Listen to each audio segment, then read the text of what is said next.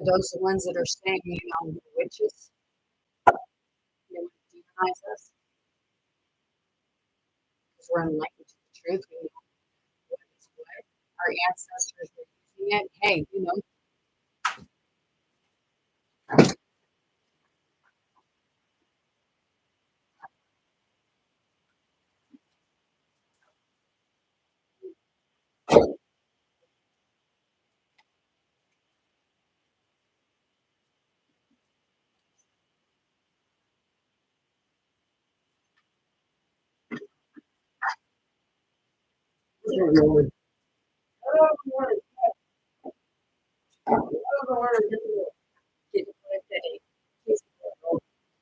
so let's see. Right here, and people believe Pope to be the one Jesus.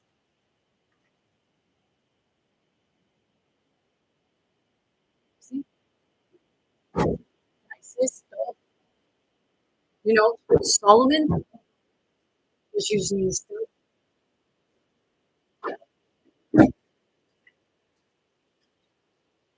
And I know that some of them were using it against the people.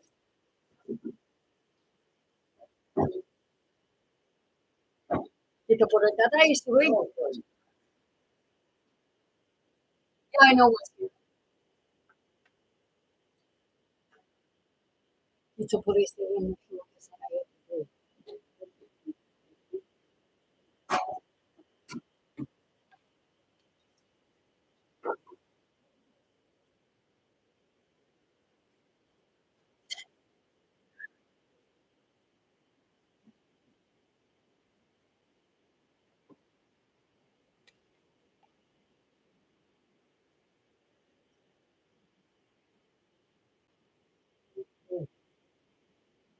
Okay?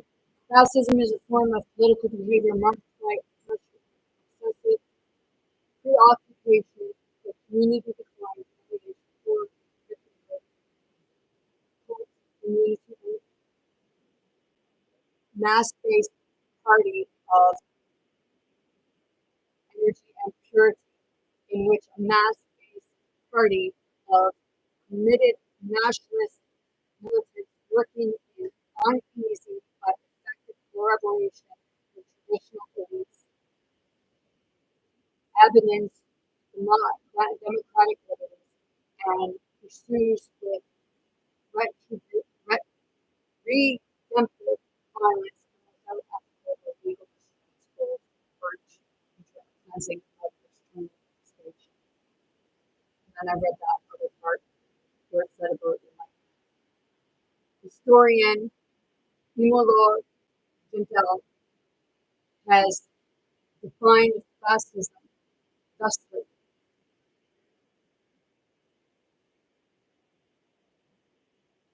modern political phenomenon, revolutionary, anti-liberal, and anti-Marxist, organized in a military party with a total totalitarian,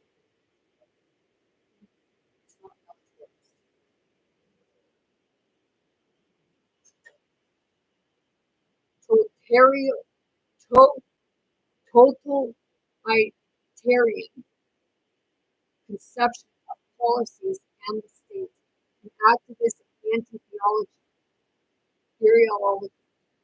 ideology with a mythical violence, VIRILISTI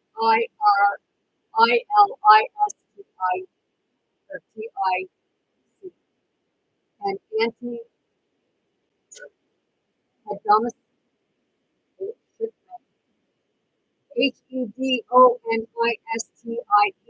Foundation,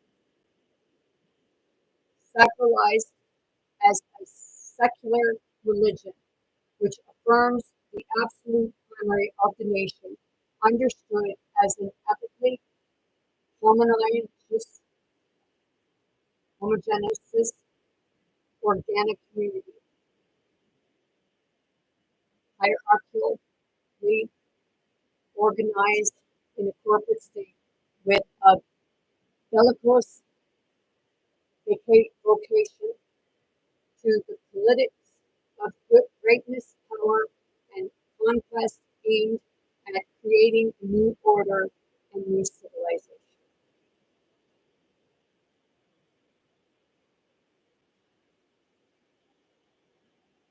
It's that part of, there are different ways of doing it that are coming out.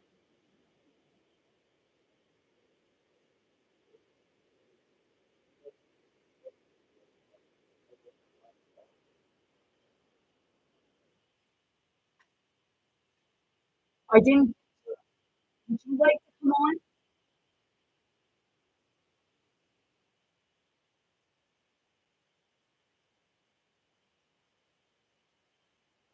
See, you know,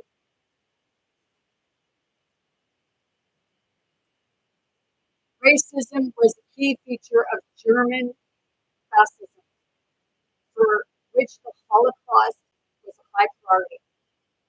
That's what they've been doing with different stuff now too.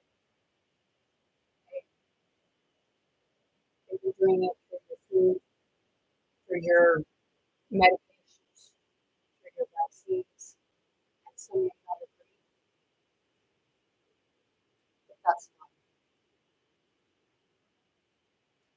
They're doing it through a bunch of different things, such as sterilization.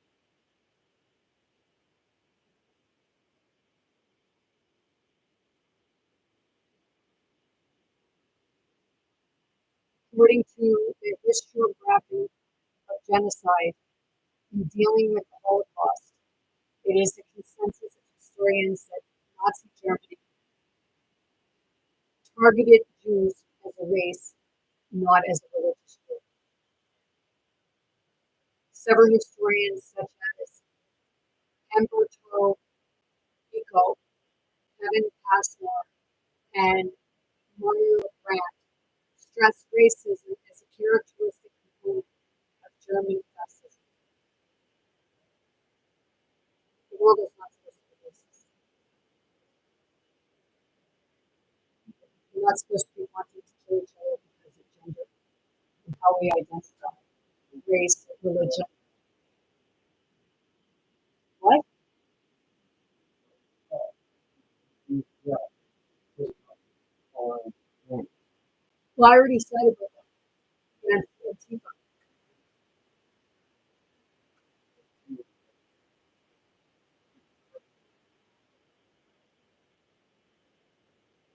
See,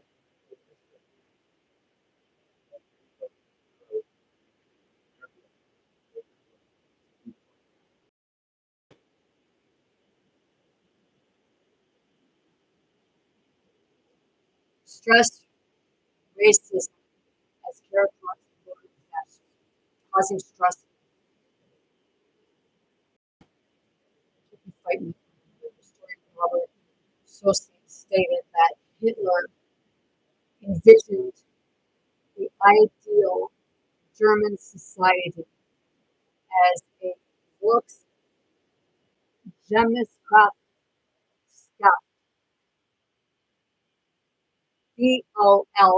Volksgemeinschaft,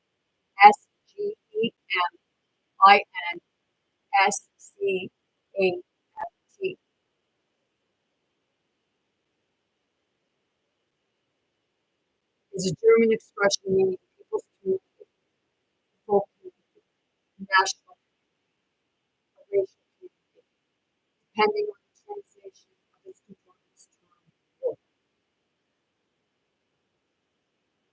Conjugate with the English word folk. People who belong to the that were known as Volcanism,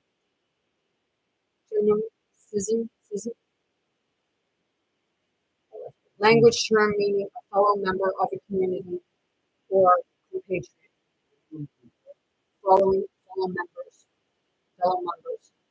This expression originally became popular during World War I as Germans failed to support in rail rallied in support of the war and many experienced believe that at one fell swoop, all social and political debates could be solved with great national equation. The idea of, what's that word?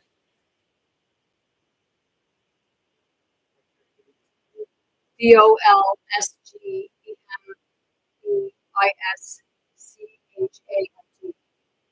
was rooted in the notion of uniting people across class divides to achieve a national purpose, in the hope that national unity would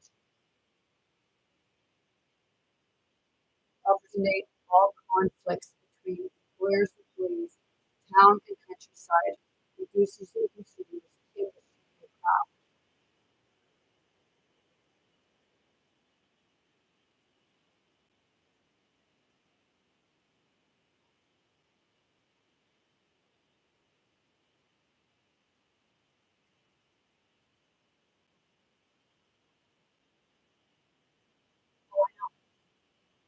Bien, molto pochetta per questa.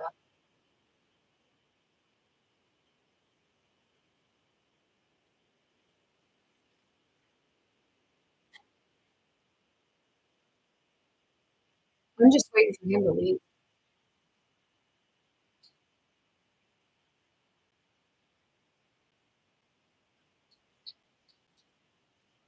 Oh, I know what he looks like. He looks like a radical.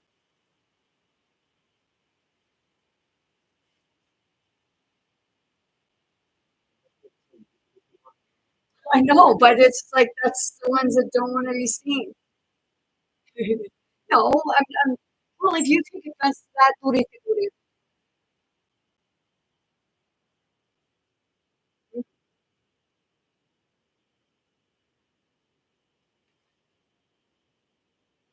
organized body in which the interests of individuals would be strictly subordinate to those of the nation were full. Kershaw noted that common factors of fascism include the cleansing of all those deemed not human, foreigners, ethnic majorities, undesirables, people with mental health problems.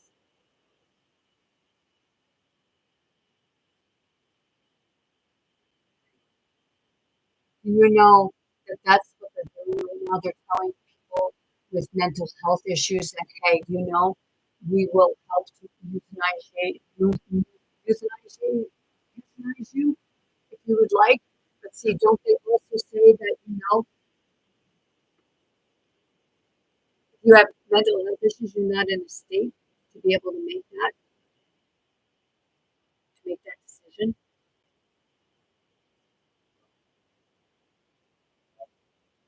I know that. I told people that when you get euthanasia, what they do is they paralyze the body and then they drown you from the inside. Nobody knows that you're drowning because you can't move to tell them.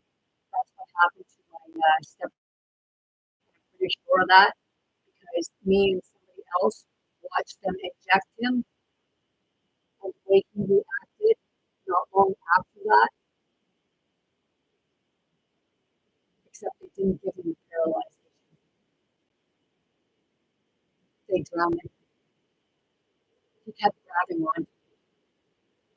He kept grabbing on to me, trying to climb up on me for help.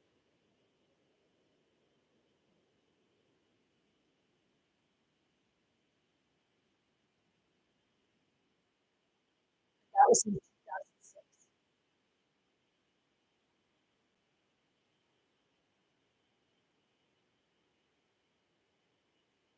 They told other people that, hey, why don't you go in and get shot for it?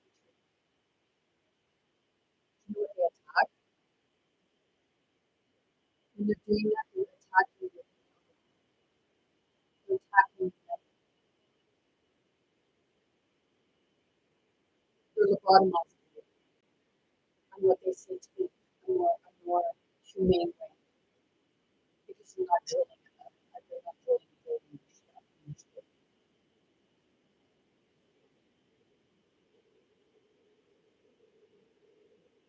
Did you ever see somebody who had electroshock therapy? I have, because my mother.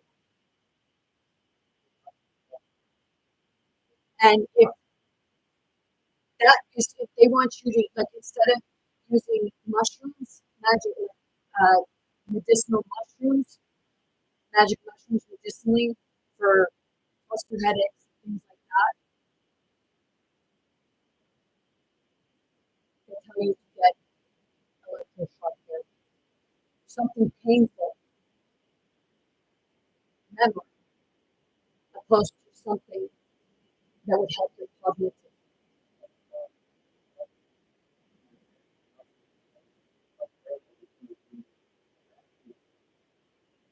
My mom had electroshock therapy, and it was for like depression. Will you just let me stop? Que tu purita, decime tu drink. And she sat at the table like this.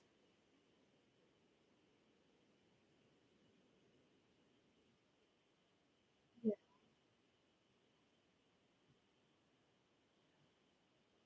And my mom had like so much love to her before that.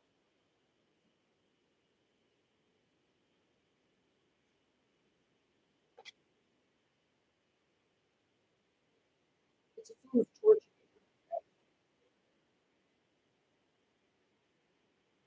And it's also for like people who are of the magic community, mythological community, whether people believe that or not. Go watch Once Upon a Time when they were doing the thing with in the season where they were doing the thing with Peter Pan. Peter Pan wanted Rumpelstiltskin's grandson because he was the source of power, because he was the purest heart. He was the truest believer. And that was the only way he could get his magic by trying to take him out. So he could keep his magic, so he could stay young forever. So what they did was they kidnapped this Regina, the evil queen, and they hooked her up to a machine around her head, like they do when they give you electroshock therapy, and they were electrocuting her.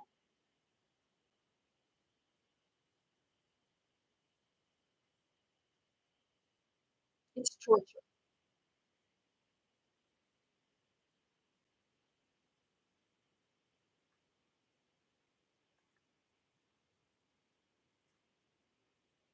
Historians of culture,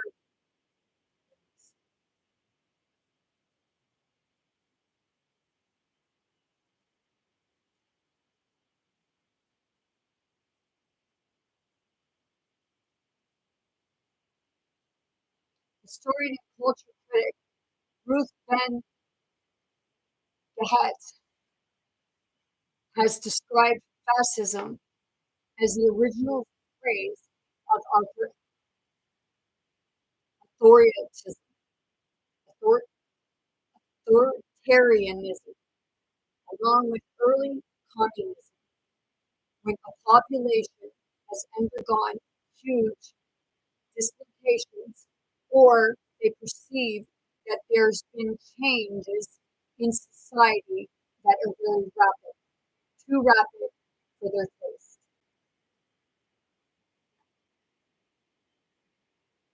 Racism was a key feature of German fascism. Oh, here we are. Okay, I read that.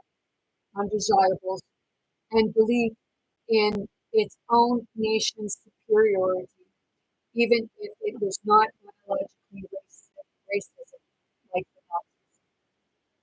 Nazis. Fascist philosophies vary by application, but remain distinct by one theory, theory, theoretical commonality all traditionally fall into the far right sector of any political spectrum, categorized by affected class identities over conventional society inequalities.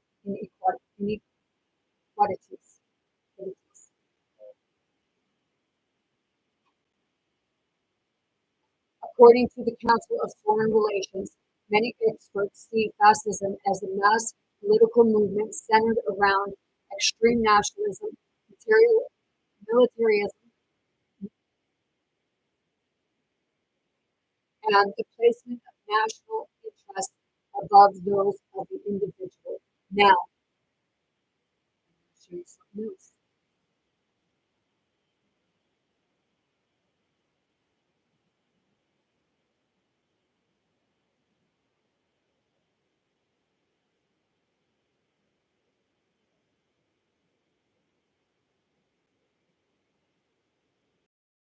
What did you have to say? And Doug Ford about tariffs, and he's more concerned about this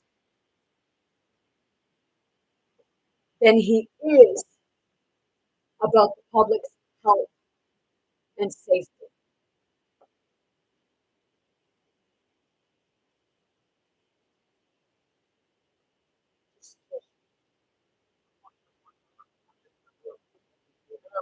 Just one sec, please. Okay. Yeah, he's irritated. I'm sorry, but he is irritated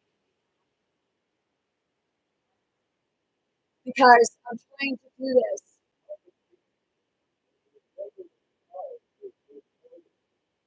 Yes, I know that. Just will you just stop, please? Okay. Ford threatens to pull U.S. booze from LOBO. He's threatening to pull booze. Booze actually causes more health hazards than anything. Okay? This is what he's talking about.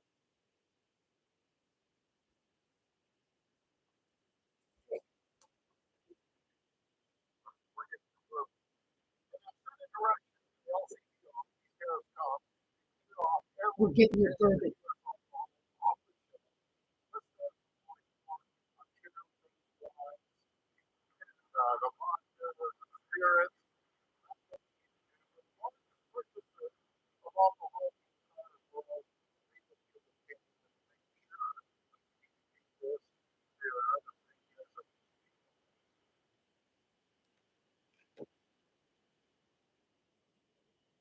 Hey, you know,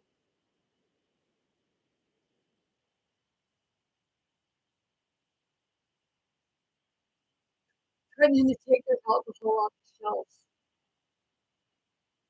Okay, and they say, well, why not, right? But shouldn't you be, like he just said about the focusing on the economy?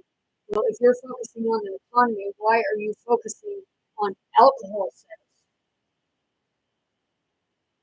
We're trying to get people away from the addiction of alcohol. We're good. Good aperitiata.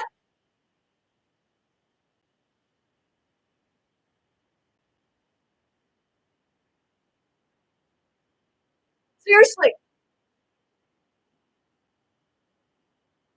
that part of what's a fucking malfunction. You worried about fucking booze? What? So you can take to your parties and fucking get the women drunk, look up their skirts.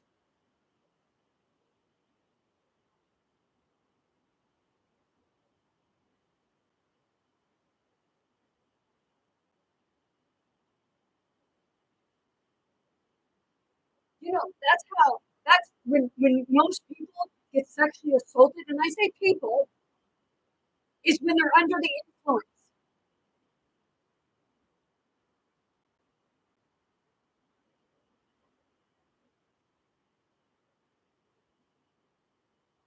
Seriously.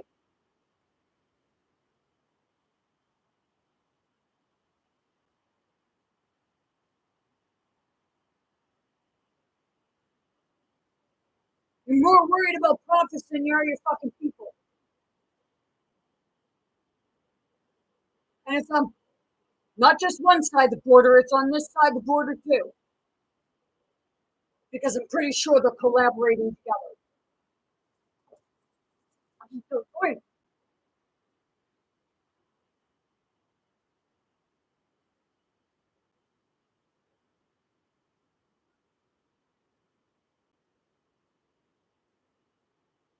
sorry, but people, you vote people in like that who are more comfortable. I suppose some people, it's not for shade. You want your alcohol, right? Because it's your quick fix. I know what that's like. It wasn't because it was my quick fix. It was like, I went out drinking.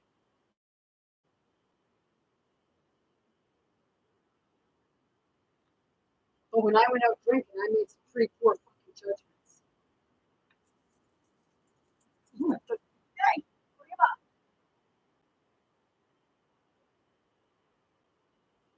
I'm not going to throw it back at you. I'm just going to say I feel for you. Except part you know truth hurts, right? Maybe you were sexually assaulted, or maybe you sexually assaulted someone.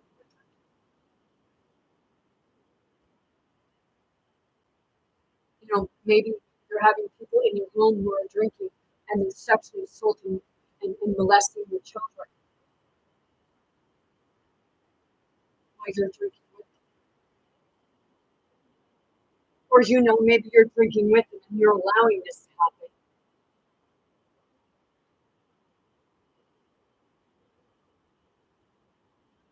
Seriously.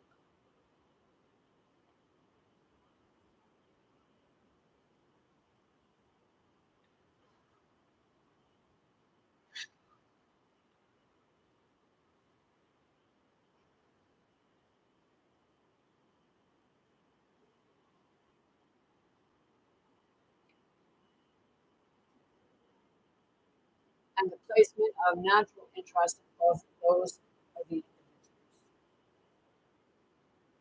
Facet regime, regimes often advocate for the overthrow of institutions that they view as liberal decay, while simultaneously promoting traditional values. They believe in the supremacy of certain peoples and use it to justify the prosecution of other groups. They'll say, in God's name, we're killing them in the name of God. Seriously? No, you're not killing them in the name of God because God is I love. You're killing them in the name of greed, ignorance, and corruption, selfish gain.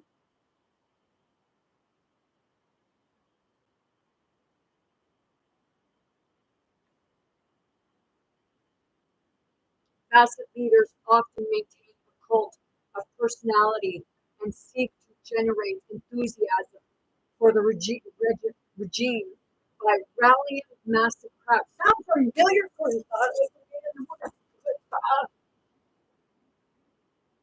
Sound familiar? And what are they doing? They're rallying them up. They're rallying them up to go after people. What's happening? They're going after people, and then the ones that don't want the anger and the hostility, that want the peace, they're putting you against one another. And they don't give two fucking shits about you. Because if they did, they wouldn't be putting you against each other.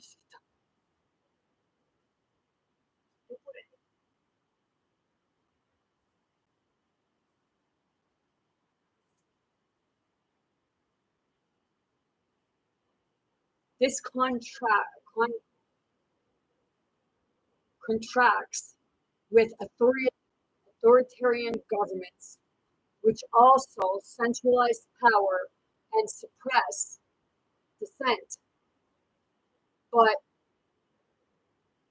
want their subjects to remain passive and demobilized. Yeah, think I don't know that you're fucking trying to affect my algorithms? You know, you're on a witch hunt. Ooh, yamababae, Surya.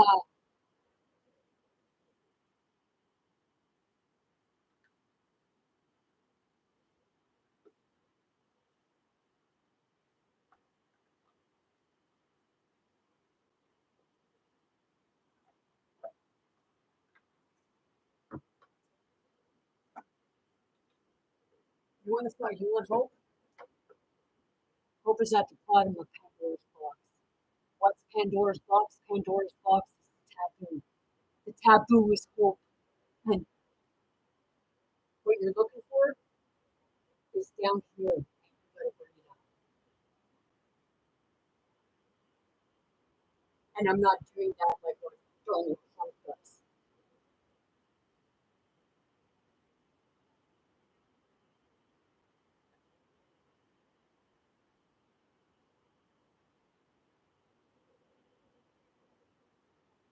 Because you look at all those empires that fucking suppress the people.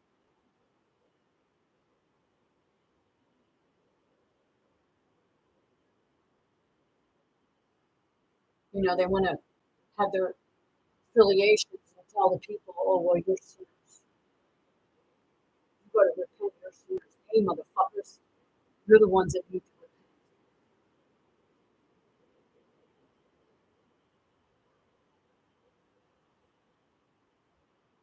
You're the corruption, you're the greed, you're the ignorance. People have been put under thumb under a system and programmed to think that money is everything. Only because you, the true sins, systems integrated into society, programmed to think that, programmed to think that.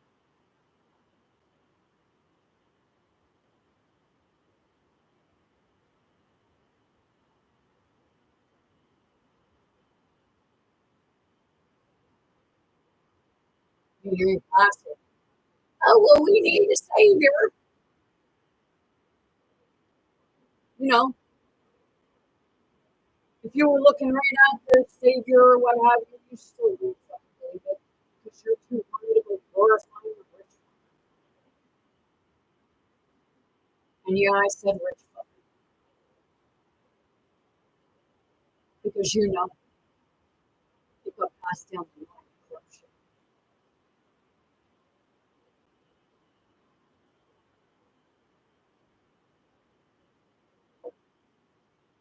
Proof is out there. Proof's already been in your face, but you know, and no one side is better than the other because they're all fucking.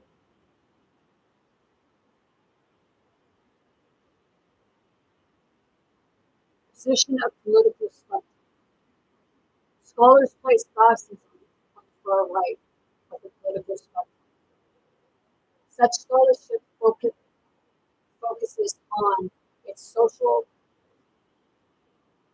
conservatism, conservatism, conservatism, and its authoritarian means of opposing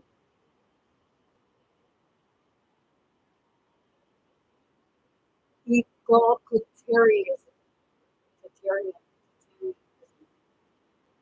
Roderick Stackelberg places fascism, including Nazism, which he says is a radical variant of fascism, on the political right by explaining the more a person deems absolute equality among all people to be a desirable condition, the further left he or she will be on the ideological spectrum. The more a person considers inequality to be unavoidable or even desirable, the further to the right he or she will be.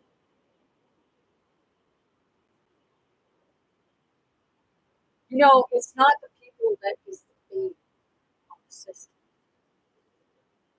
The bane of the system is the system itself. Because they suppress, they hold back the stuff that will actually help.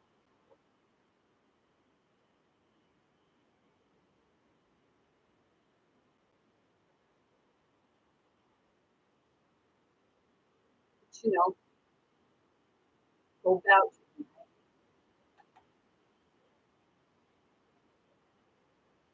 But wait a minute, how about you?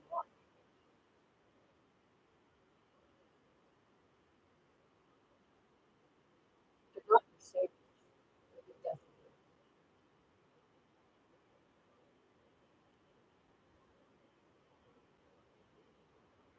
Why don't you find the middle? Why don't you find one that sees what people really want and needs?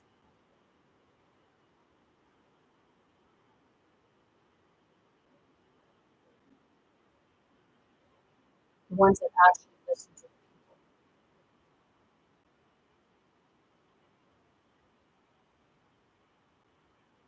It's not about, like they say, like signing this and signing that.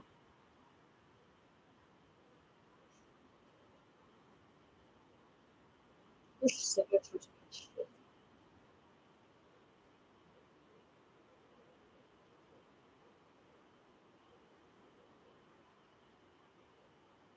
Because they know the details.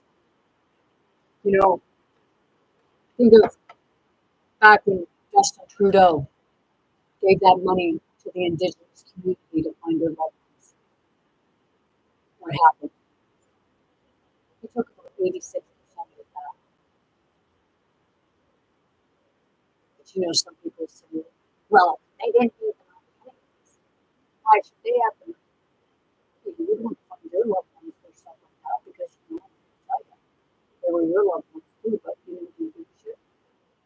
I'm not my immediate family. I don't care whether they're your immediate family or not. They're still human, aren't they?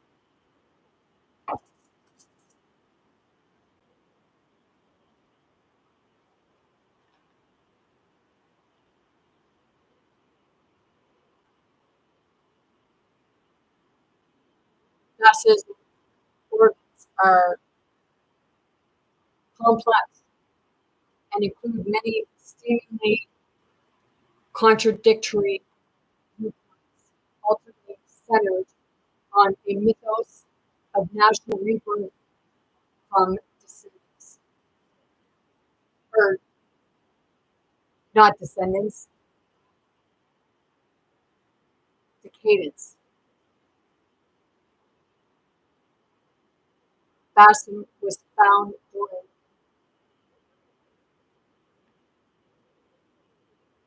so decadence.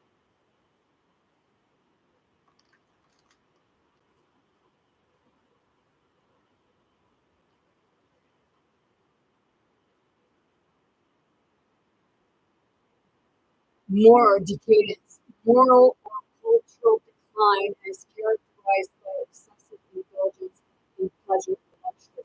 Tourist. That's what that means.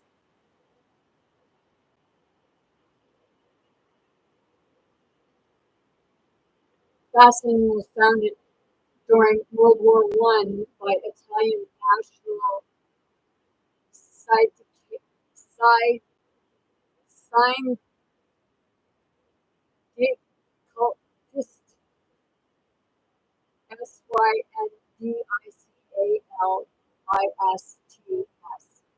who drew upon both left-wing organizational tactics and right-wing political.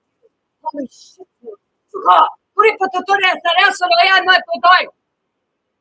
That's what I think.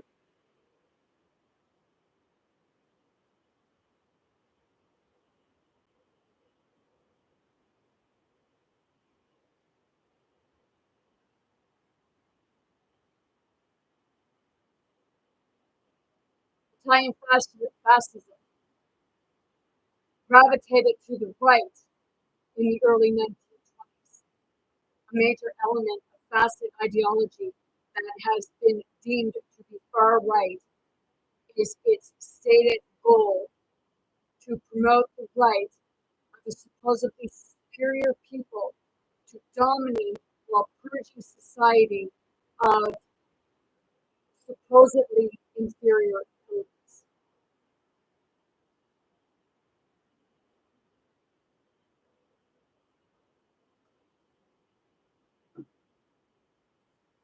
You know, grapefruit juice is actually really good for the immune system. It's good for you. But when you're on medication, they tell you that you can't drink it. Yeah.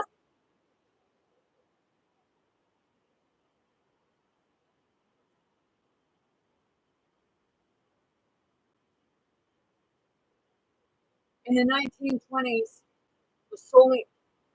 Mussolini and Guy Bonanni Gentile described their ideology as right wing in the political essay, The Doctrine of Fascism, stating, "We are free to believe that this is the century of authority, a century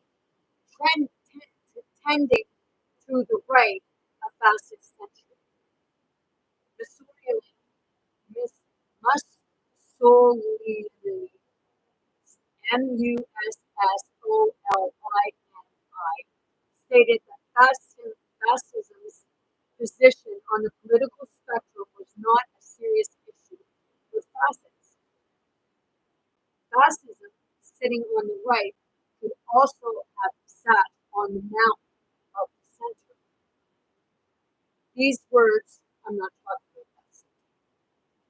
These words, in any case, do not have a fixed and unchanged meaning. They do have a variable subject to location, time, and spirit. Equal balance. But you can't play one field and the other and then say that you're in the center. You got to be for people. We don't give a damn about these empty terminologies, and we despise those who are terrorized by these words.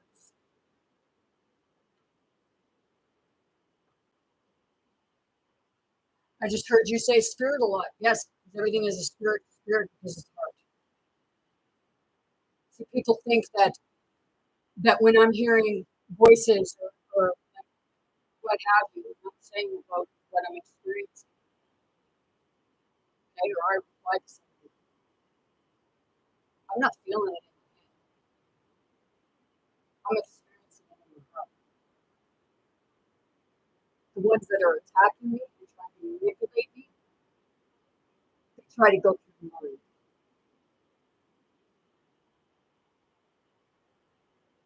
Mind manipulation.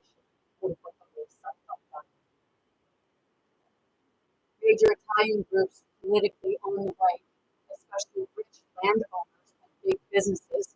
Oh, wait, what is this? You know, they're not saying, like, okay, let's see. Pierre Poilievre, he's got fucking property. Right? Donald Trump got property. You know, didn't Pierre Poilievre, wasn't he against Donald Trump? But now he was saying that he was going to implement the ban on TikTok and different things. You know, it's like, dude, you're playing both fences, man. Hey, you think we're fucking blind and stupid?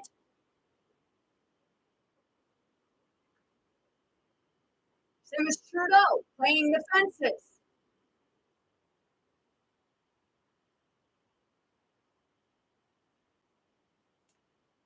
I did one about like looking up the different things that the politicians in Canada were saying that they were going to implement and do and work on. There was one that made me cry.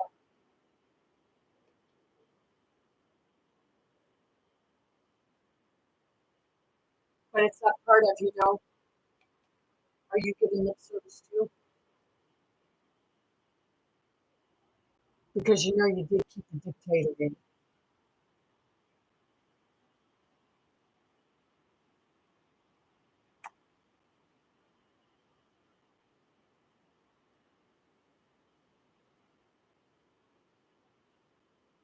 Especially rich landowners and big businesses. Here you go right here. Let's see. Okay, I got the picture right here. That's really hard to see. Okay, but let's work this out. Yeah, I'm gonna shut that for a minute because we're gonna work this out, eh? Let's work it.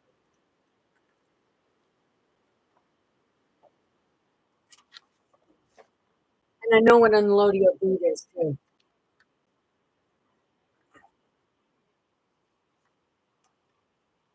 Let's see.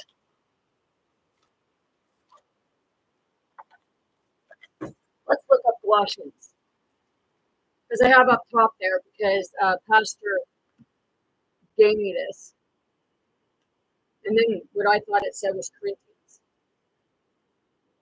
So I was looking at. So now let's look up a lot of Colossians. There's Colossians. I'm not familiar with the Bible.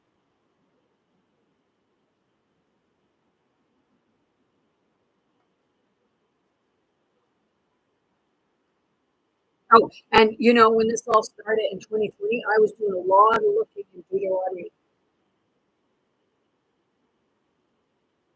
So it was telling me.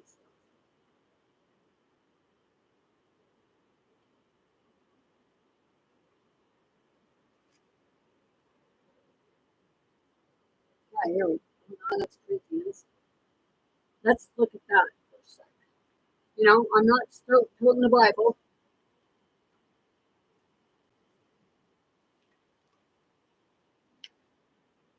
Corinthians 3:2.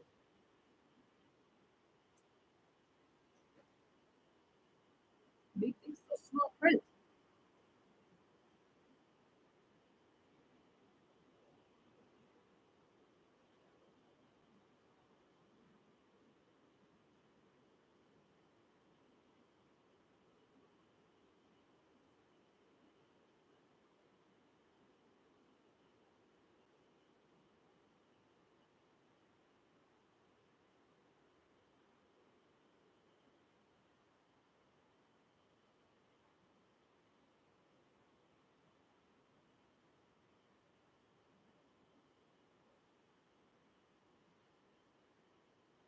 Okay.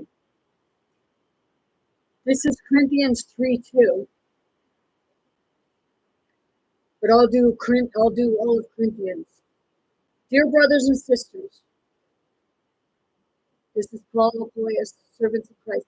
Dear brothers and sisters, when I was with you, I couldn't talk to you as I would to spiritual people. I had to talk as though you belonged to this world, or as though you were infants in Christ. I had to feed you with milk, not with solid food, because you weren't ready for anything stronger, and you still aren't ready. For you are still controlled by your sinful nature. You are jealous of one another and quarrel with each other. Doesn't that prove you are controlled by your sinful nature? Aren't you living like people of the world? Aren't you living like people of the world? When one of you says, I am a follower of Paul, and another says, I follow Apollos, aren't you acting just like people of the world?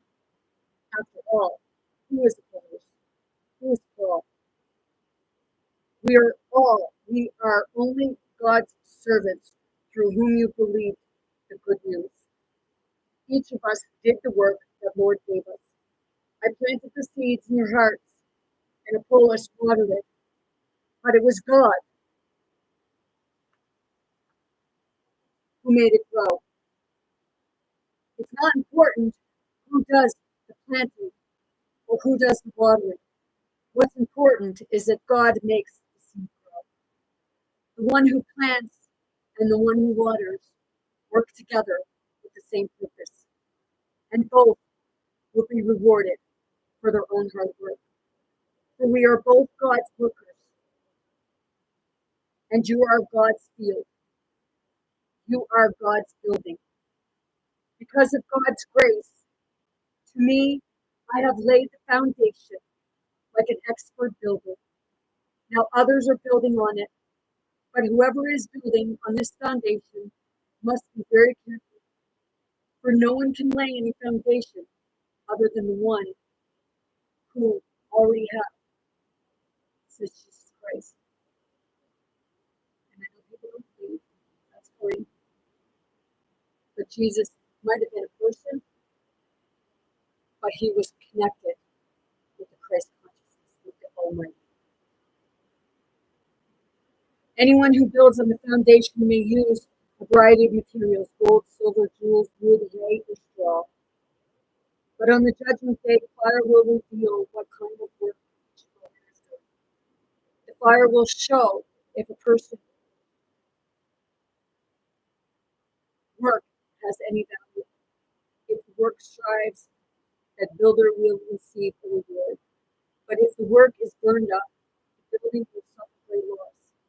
The builder will be saved, but like someone barely escaping through a wall of flames. Don't you realize that all of you together are the temple of God, and that the Spirit of God lives in you? See?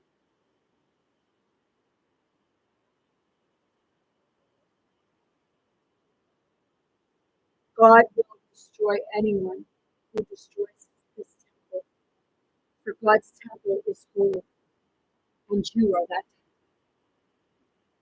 So your sisters are destroying God's temple.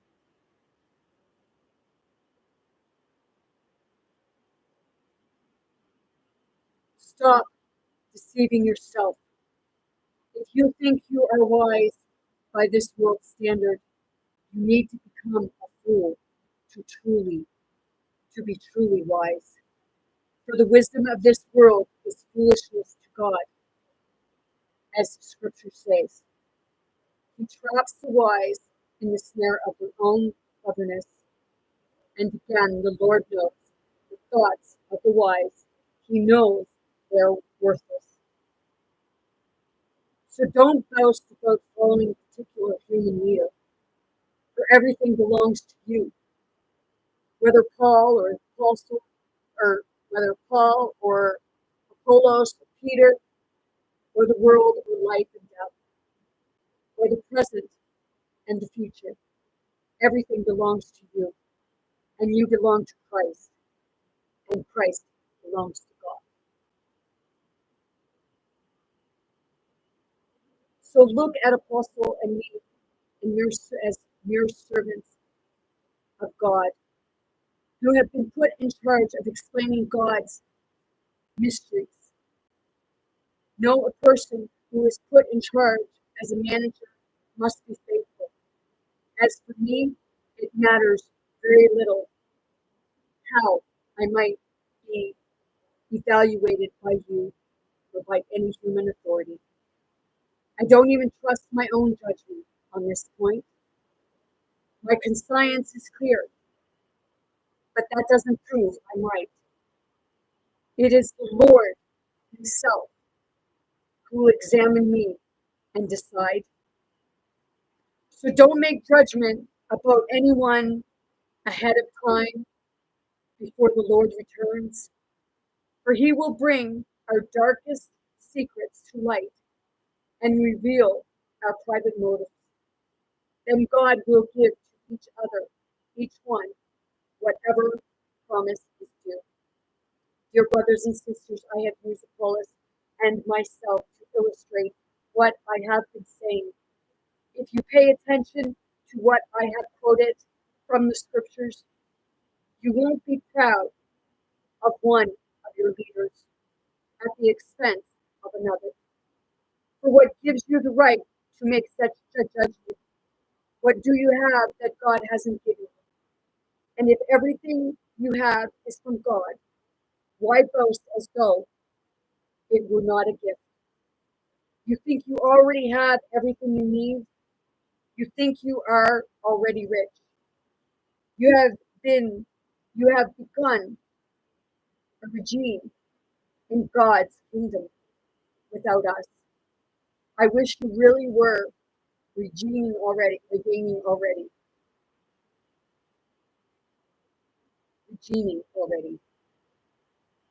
For then we would be regening with you. Instead, I sometimes think God has put us apostles on display, like prisoners of war at the end of the victor's parade, commended to die. We have become a spectacle of the entire world to people and angels alike. Our discretion to Christ makes us look like fools, but you claim to be so wise in Christ. We are weak, but you are so powerful. You are honored, but we are ridiculed. Even now, we go hungry and thirsty, and we don't have enough clothes to keep warm. We are often beaten and have no home. We work wearily with our own hands to earn our living. We bless those who curse us. We are patient with those who abuse us. We appeal greatly when evil things are said about us. Yet, we are treated like the world's garbage, like everybody's trash, right up to the present moment. I'm not writing these things to shame you, but to warn you as my beloved children. For even if you had 10,000 others to teach you about Christ, you have only one spiritual father. For I become your father in Christ, Jesus, when I preached the good news to you. So I urge you to imitate me.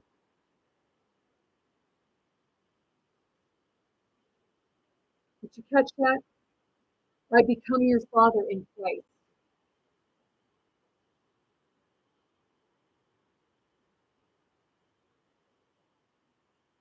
This teaching.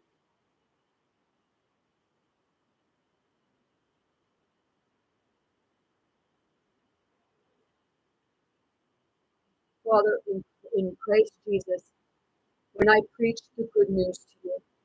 So I urge you to imitate me. What is imitate? It's the same as be like me, right?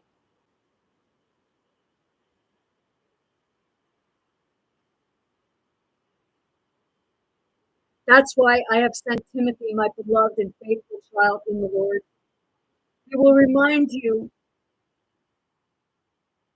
of how I follow Christ Jesus, just as I teach in all the churches wherever I go.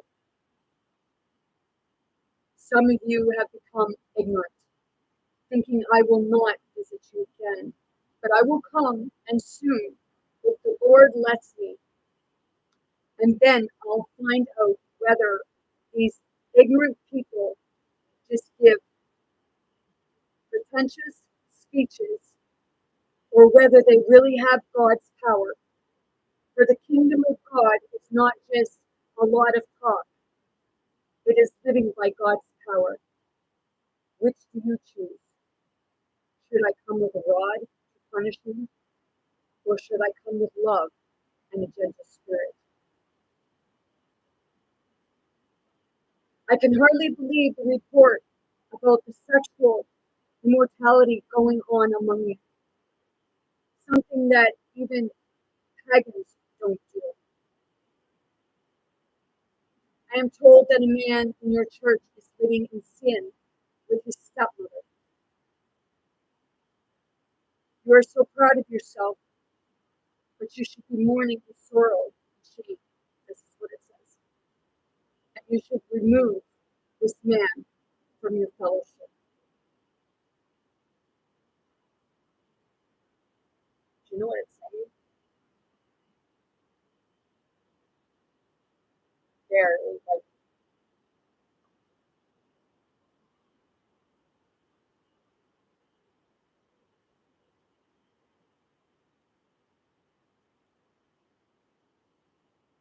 it's part of why is the stepbrother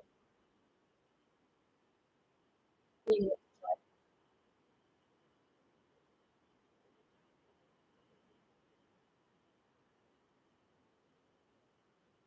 But he's being taken out. I want to read that again. I can hardly believe the report about the sexual immortality going on. Sexual immortality is, you know, more trafficking for people. Something that even pagans don't do. I am told that a man in your church is living in sin with his stepmother. You are so proud of yourself, but you should be mourning, and you should remove this man from your fellowship. Well, in my opinion, you know, the stepmother should know better too.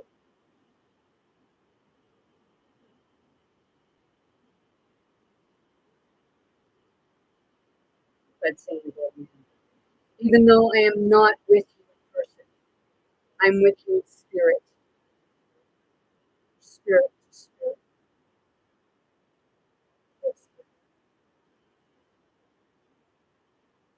And as though I were there, I have already passed judgment on this man. In the name of the Lord, you must call a meeting of the church. I will be present with you in spirit, and so will the power of the Lord. Now, was it a literal church, or was it you? Because he's saying the temple, you're the temple. I just read it back there. He's saying you're the temple. So if you are the temple, is the temple not seen as the church?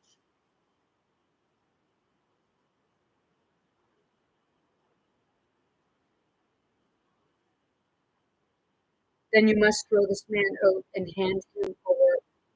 It says, you know, there's parts in the Bible that it's can be questioned because there are many different Bibles, many different versions, there's many different left out scriptures.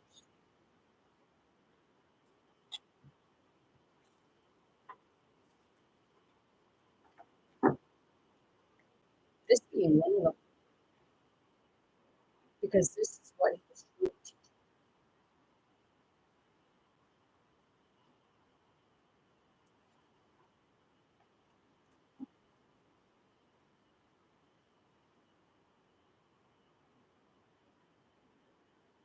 Avoiding sexual sin.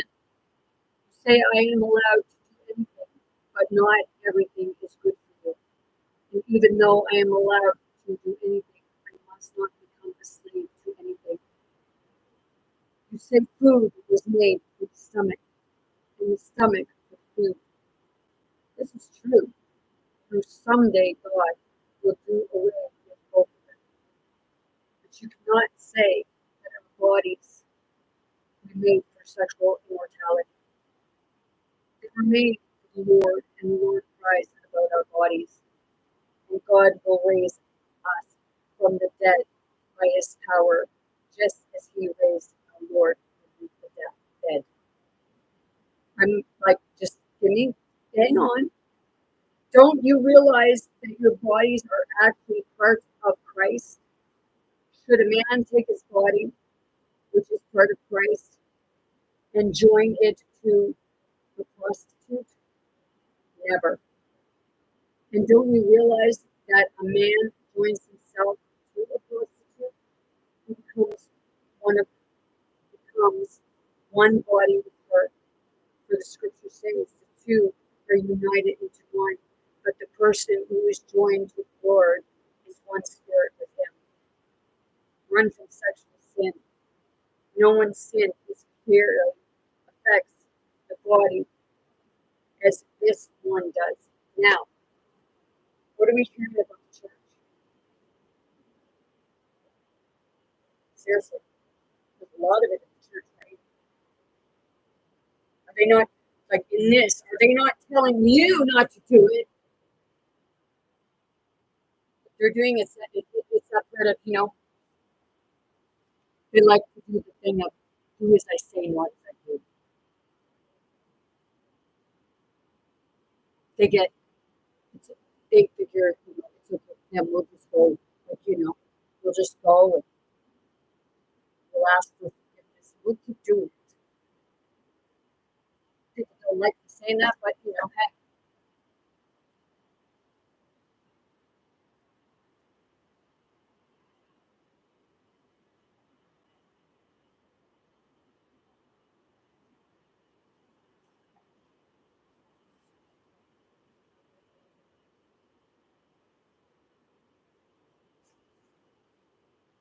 I'm looking for Colossians.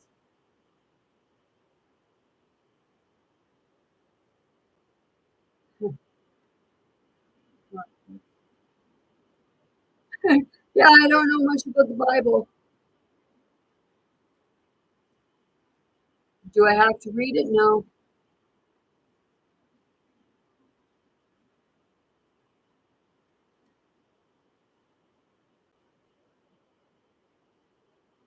Oh, here it is. 3:2. Let's see what Colossians 3:2.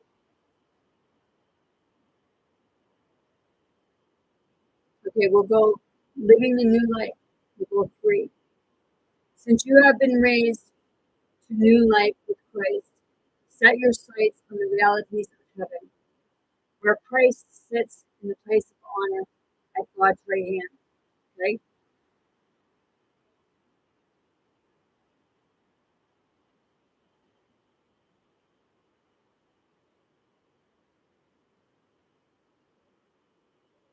Think about the things of heaven, not the things of earth.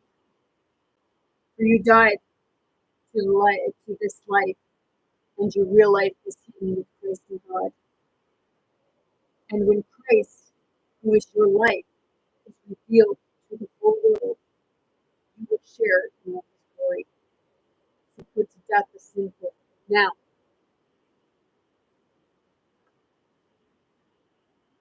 I don't know why he gave me that.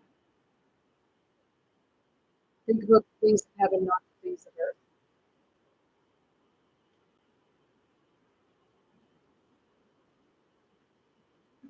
Okay?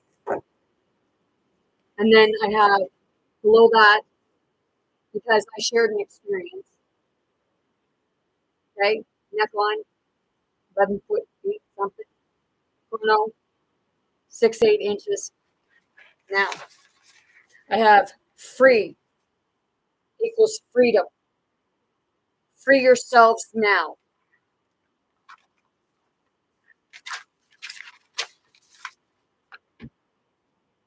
See this? If you look, okay, let's start with Terra, Earth, because Terra means Earth. It's Earth, Mother Earth. Some call it Gaia. Okay? The face, right here, up here, the face. God of all, the giant, right below the face, big box businesses, the cogs, the two things at the bottom here, ego. Show you. Okay. Wrong picture. Okay. And then up here, if you look, ants, people, worker ants. The hearts up here, love, the crown, Christ. Jesus, it's the Christ. Ears for hearing it, eyes for seeing it. The bird, the all-seeing eye, the eye of God. Over here, angels, people, old souls. Creeds, zoology, the church, cabal, the 666, what they say about. And then this here is like a spell. It's a spell on your church. It's telling you about the church. And then up here, these two right here, it looks like a penis. Means we are being F from behind the chimney. Up the rear end, we're being F at the rear end, the chimney. Behind. And then now we're experiencing, I'll say it true love.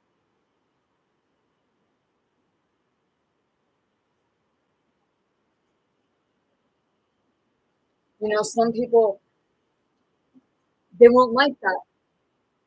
Some it don't make sense.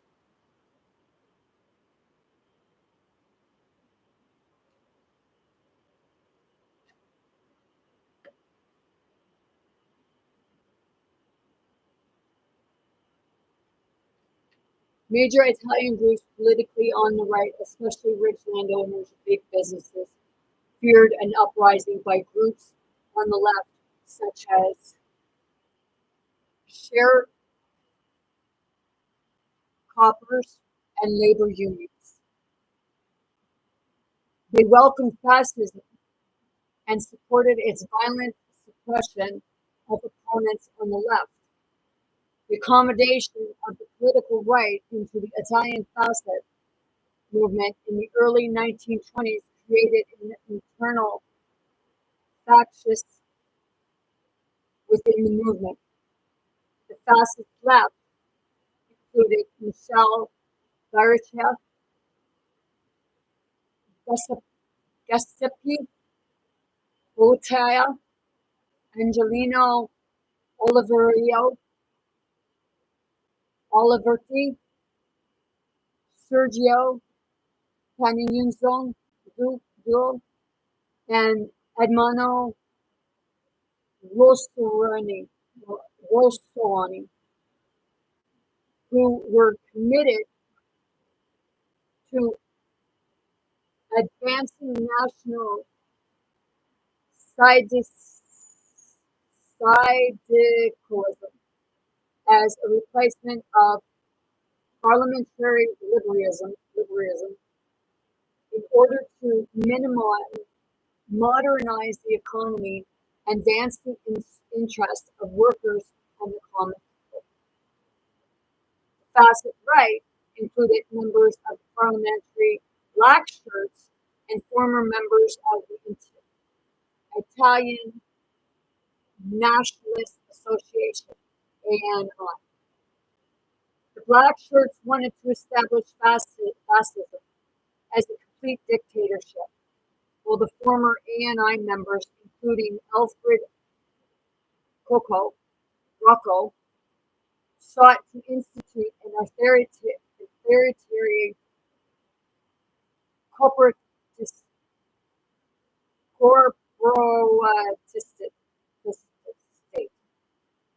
corporatist state, to replace the liberal state in Italy while remaining the existing elites. Upon accommodating the political right, there arose a group of monarchists Monarchist, C-H-I-S-T, M-O-N-A-R-C-H-I-S-T, fascists, who sought to use fascism to create an absolute monarchy under King Victor Emmanuel III of Italy. A number of post-World War II fascist movements described themselves as a third position outside the traditional political spectrum. Dangling Españolo de Legion's Jons leader, Jose Antonio Primo de Rivera, said, basically, the right stands for the maintenance of an economy structure, elevate and unjust one, while the left stands for the attempt to subvert that economy structure, even though the subversion thereof would entail the destruction of much that was worthwhile.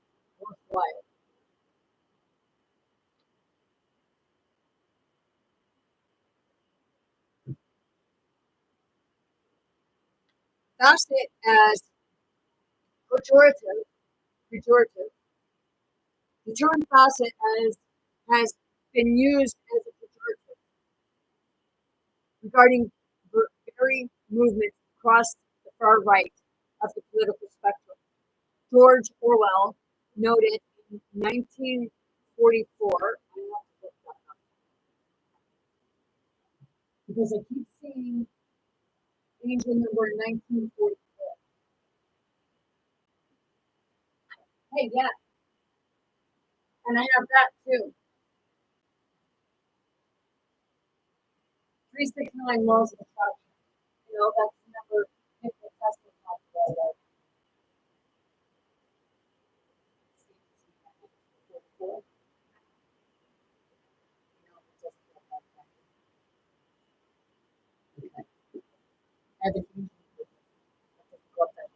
So let's see what it says. Meaning of the angel number 1944. And wasn't that also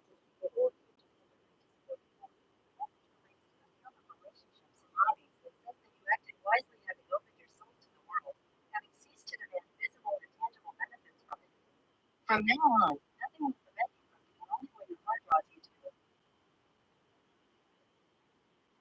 Okay, so wrote it in 1944. That's just before the World War too. Yeah, wrote it in 1944 that the terms have been used to denigrate diverse positions in international politics. Orwell said that while fascism is a political and economic system that was inconvenient,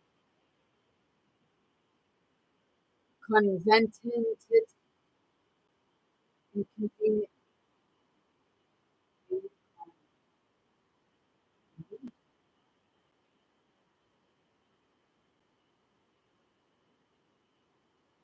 I think it's inconvenient, that was inconvenient to define.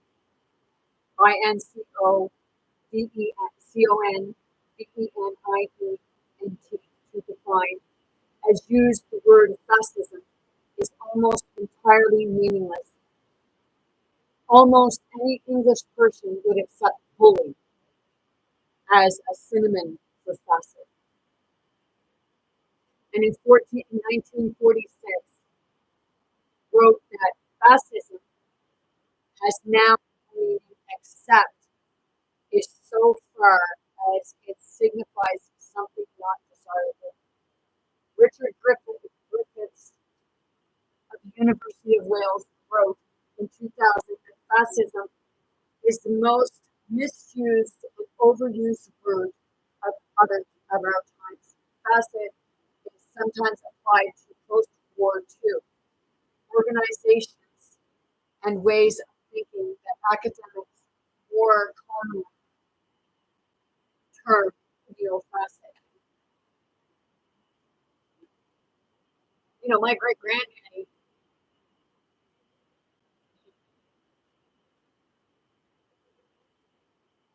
He had no education,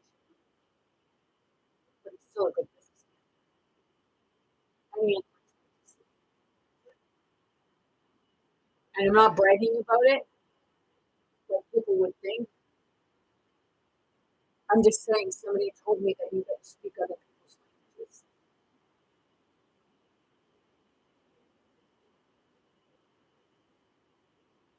Despite, because a lot of people look at that. Despite, especially in power, despite facet movements, history of anti-communism, communism states have sometimes been referred to as fascist, typically as an insult. It has been applied to Marxist, Leninist regimes in Cuba under Fidel Castro and Vietnam under Ho Chi Minh. Chinese Marxists used the term to denounce Soviet Union during the Sino-Soviet split, and the Soviets used the term to denounce Chinese Marxists. In addition to social democracy, coining a new term for social fascism. In the United States, Herbert Matthews, the New York Times, who said, well, that's big, asked in 1946, should we now place Stalinism,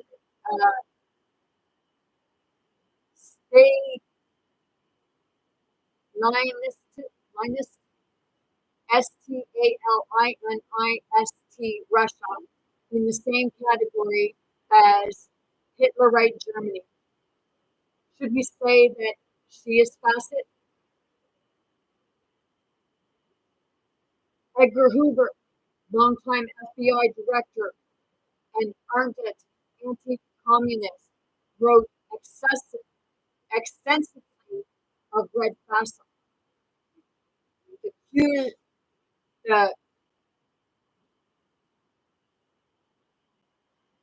Kuklux claim. Oh, the Ku Klux Klan in the 1920s was sometimes called fascist. Historian don't care.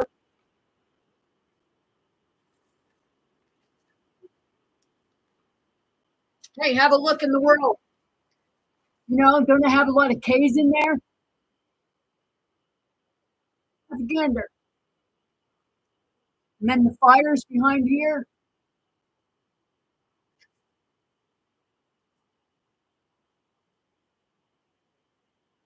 That's what I was being shown, and I drew it.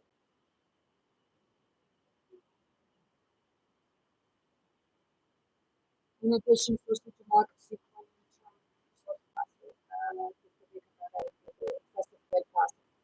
Ku Klux Klan in the 20s was sometimes called fascist. Historian Peter Amman, Amman, A-M-A-N-N, states that undeniably the Klan had some traits in common with European fascism. Corvinism, racism, and mystical of violence and affirmation of a certain kind of archaic traditionalism. ARCHAIC traditionalism. Yet their differences were fundamental. The KKK never envisioned a change of political or economic system.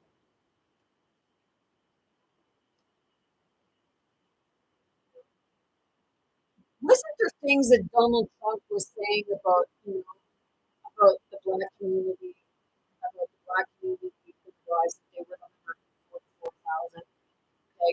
But, that was a non-true statement because 144,000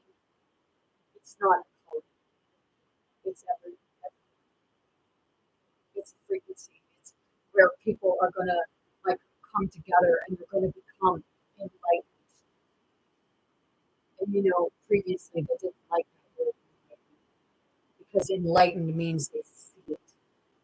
They see they see more of the truth of what's happening.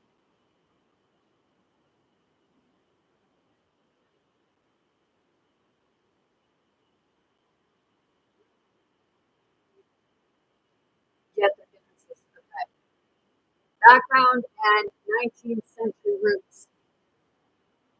Early influences that shaped the ideology of fascism have been dated back to ancient Greece.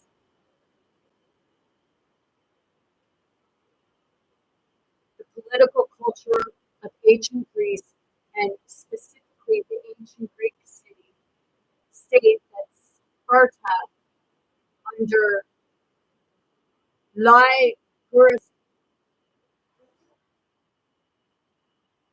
with its emphasis on materialism, militarism,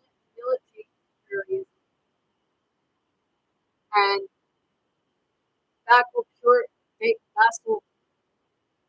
vassal, or radical purity, sorry, were admired by the Nazis. Further, Adolf Hitler emphasized that Germany had an adhere to Hellenic values and culture, particularly that of ancient Sparta. People like their history. If you know it, you know what's going on because I'm not picking either side. Because it's a part of I see both. I see what they're bringing forward. But like it was said in the Bible, everything belongs to the people.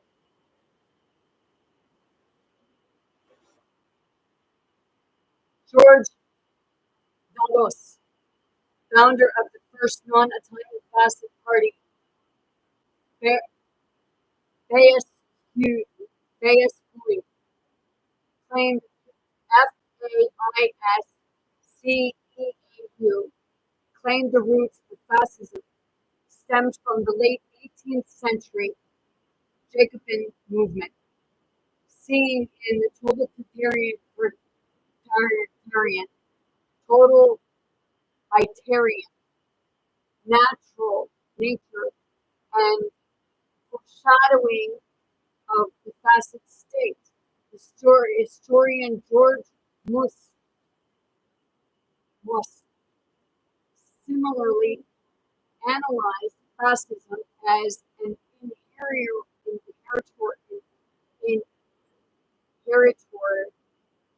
of the mass ideology and civil religion of the French Revolution, as well as a result of the brutalization of societies in 1914 to 1918.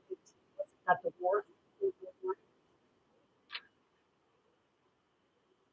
Historians such as Irene Collins and Howard C. Payne see Napoleon III, who ran a police state and suppressed the media, as a forerunner of fascism.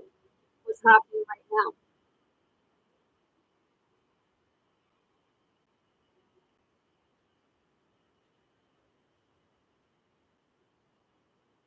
According to David Thomas, the Italian Resorgimento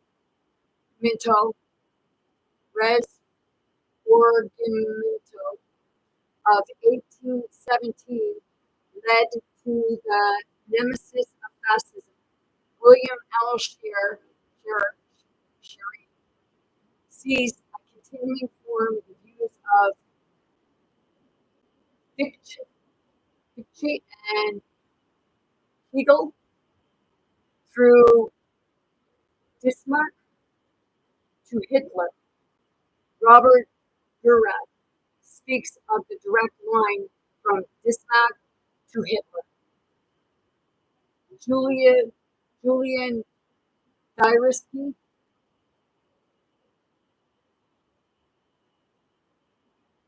sees fascism as a particularly violent form of imperialism. Marcus Garvey, founder and leader of the Universal Negro Improvement Association, insisted that he and his organization were the first fascists. In 1938, CLR James wrote all the things that Hitler was to do so well later. Marcus Garvey was doing in 1920 to 1921. Fidel CL era and fusion of Maoism with Sorletism, Sorleanism, 1880 to 1914. The historian Steve Sternhelm has traced the ideological roots of fascism back to the 1880s, and in particular the Fidel SIECLE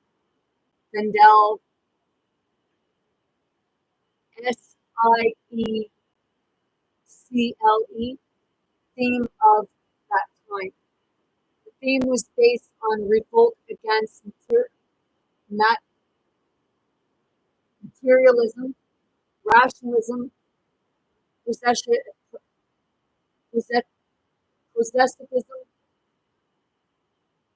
bourgeois society, and democracy. The Findi Sikel,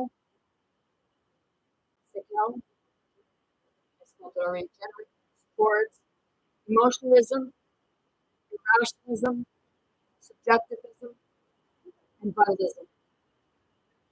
They regard civilization as being in crisis, requiring a massive and total solution. Their intellectual school considers the individual as only one part of the larger collectivity, which should not be viewed as a numerical sum of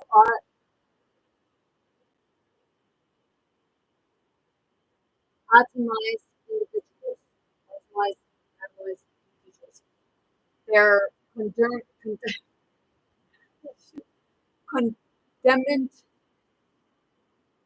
the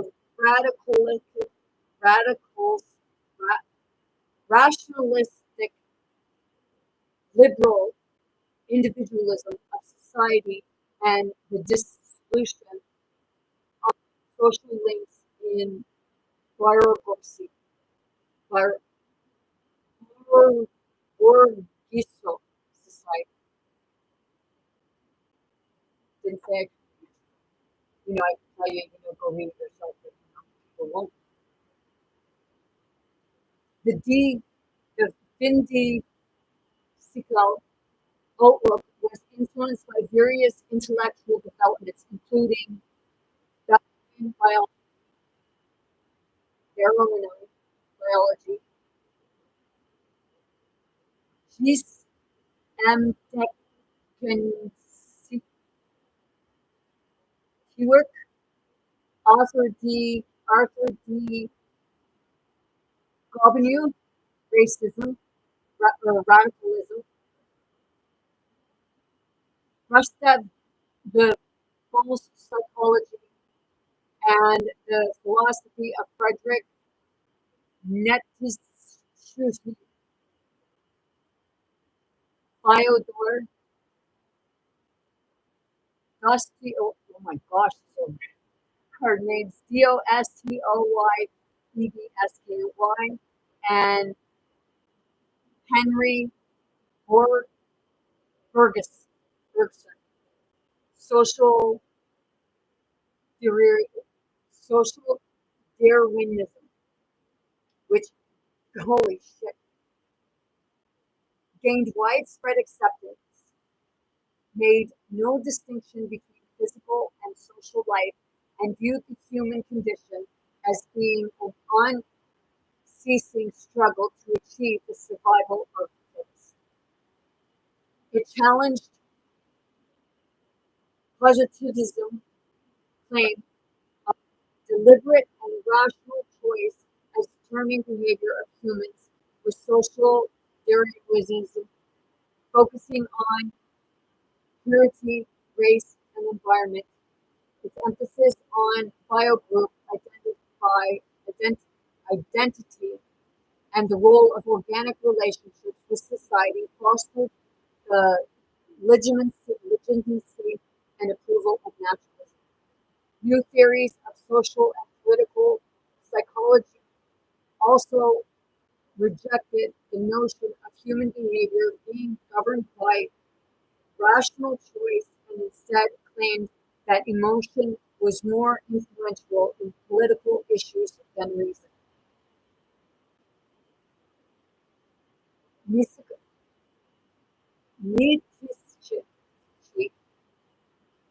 argument that God is dead,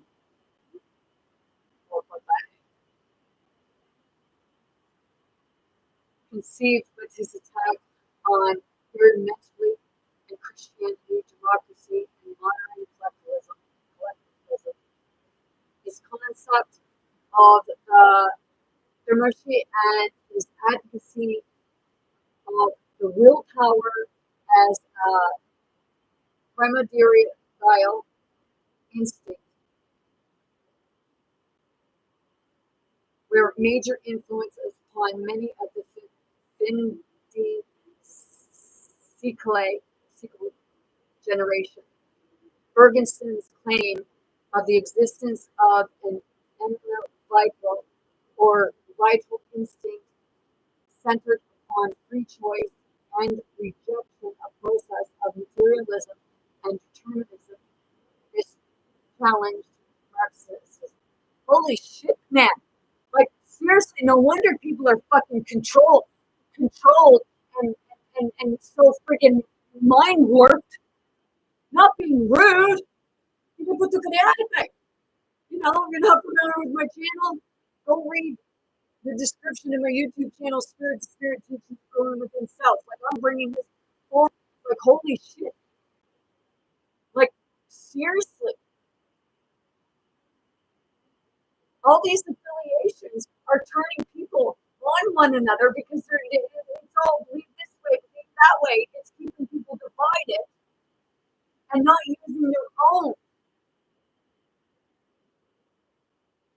And then say people who are enlightened, they're the problem? No, we're healing ourselves.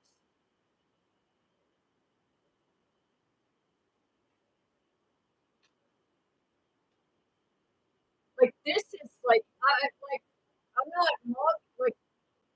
I'm not shaming, I'm not mocking people's belief systems. But you don't even know what you're fucking believing. You're just going with the narrative of what other people do because, you know, that's what works, right?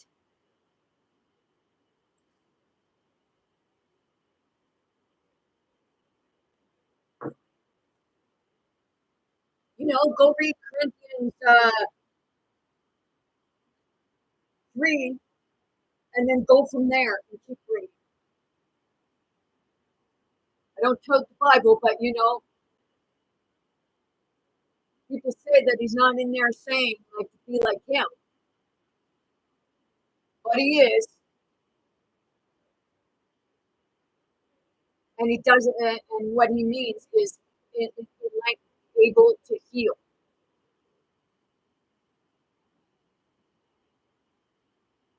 Instead of looking to the systems, dogma. In his work, The Ruling Class, 1896, Get to Know Muska developed the theory that claims that in all societies, an organized majority dominate and rule over the organized majority, stating that there are only two classes in society: the governing, the organized majority,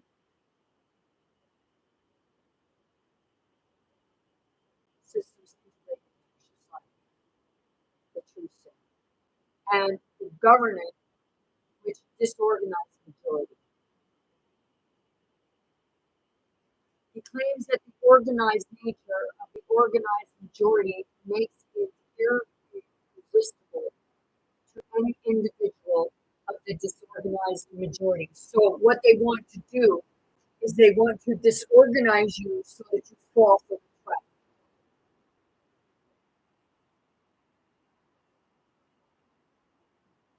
Where, you know, nothing is for the people. It's all for selfish greed. If you think that Donald Trump changed, a shot in your ear isn't fucking changing.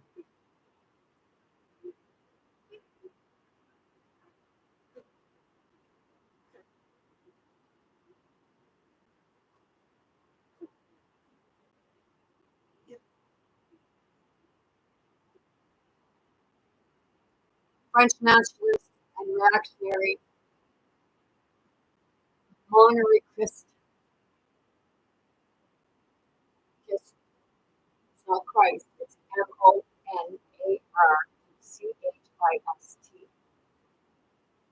Charles Murray's influenced fascism. Murray prompted what he called integral nationalism, which called for the organic unity of a nation and insisted that a powerful monarchy was an ideal leader of a nation.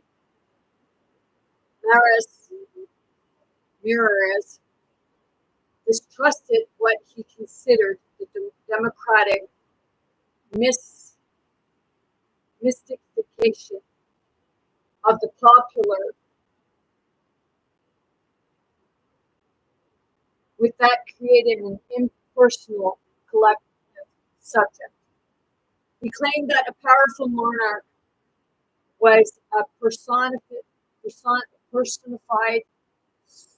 sovereign who could exercise authority to unite a nation's people. Well, Donald Trump ain't doing that. He's just dividing.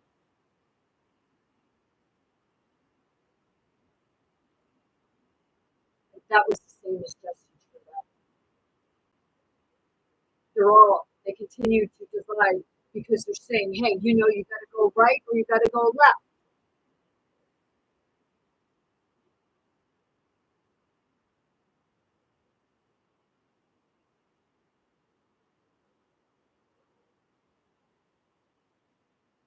Maris distrusted what he considered the Latin or mystification of the popular with the with will that create an impersonal collective subject. He claimed that the powerful monarchy was a personified sorrow authority to unite the nation's people.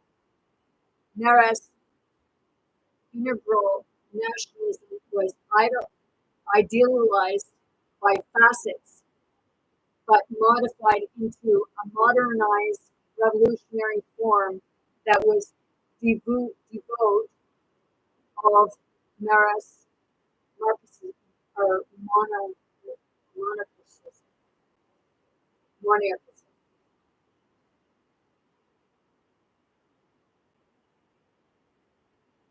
Fascist syndicalism.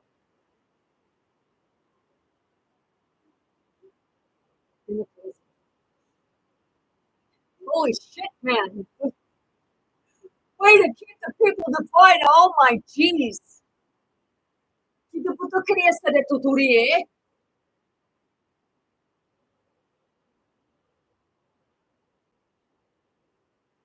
This comes from ones that didn't understand the message.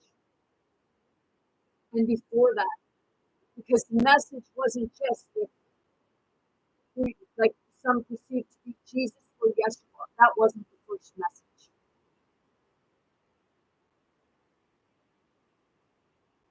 What you call God, Christ, is here many times through many different people.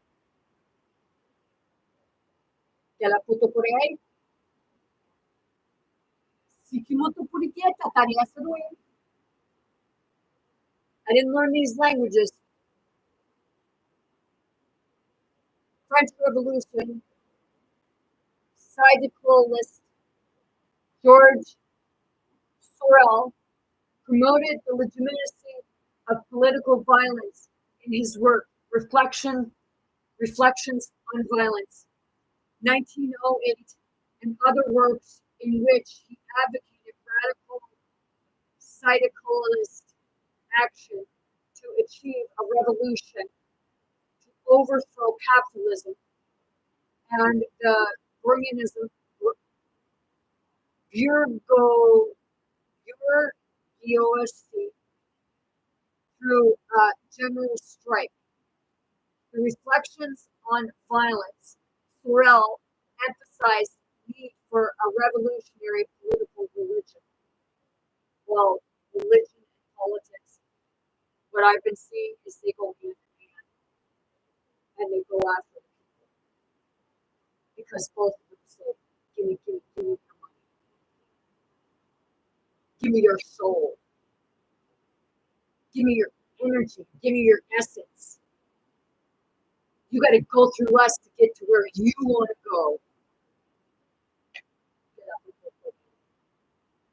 This is spirit to spirit. It's not to the people. And if you're experiencing something, then I guess you're part of that spirit.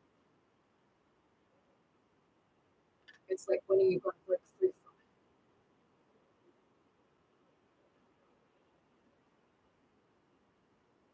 Also in his works, the illusion of progress. The illusion of progress. Do you not think maybe,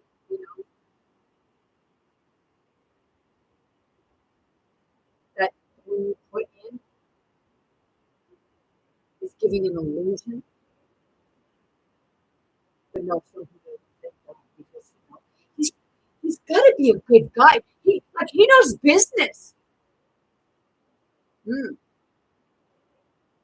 guess you didn't hear when I said that it was his father that got him to where he was, and then his father was corrupt too because the family business kept going down the line. I just read about his grandfather, and he said that his grandfather went in and took Nikola Tesla's stuff. His grandfather couldn't have went in and took Nikola Tesla's stuff because he died in 1918 from influenza. So it had to be his father.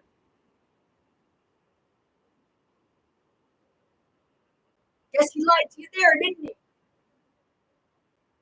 Give it to Korea.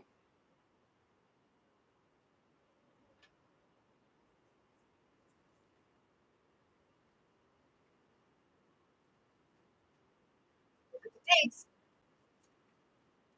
This is his grandfather. He died in 1918. And this is his father. He was born in 1905. So his grandfather wasn't around when Tesla died. Kilo Putoy?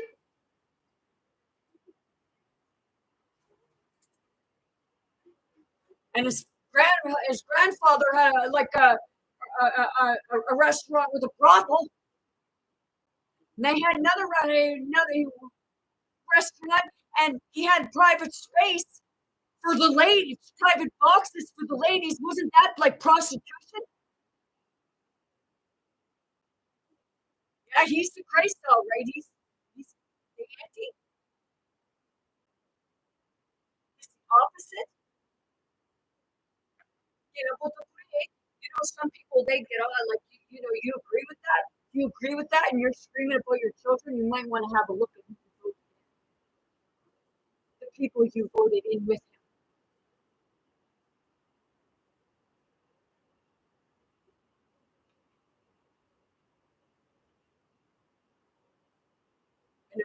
throwing shade because he didn't have a very good role model. Nor did his father. His father didn't either before his grandfather.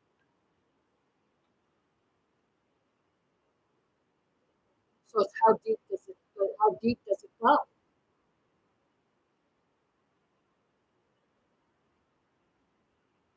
So learned behavior.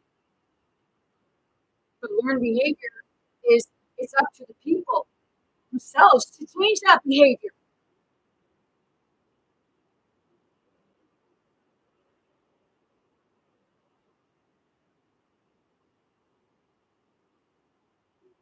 But all these people will say we're the sinners. We're the ones creating this. It's just to make you feel guilty and shameful because they did it.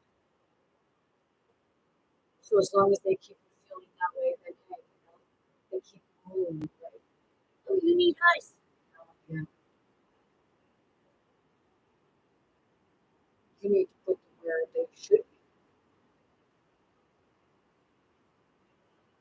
I bet, like, if these people, like, some of them, they holler for the death penalty of the hanging or what have you, but guess what? I guaranteed if it was them who was going to happen to, they'd have a whole lot.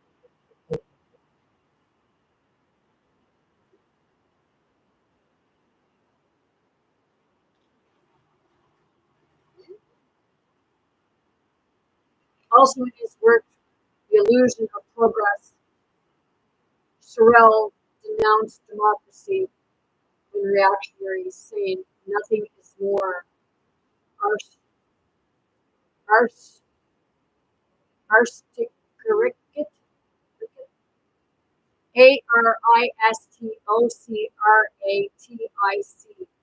and democracy.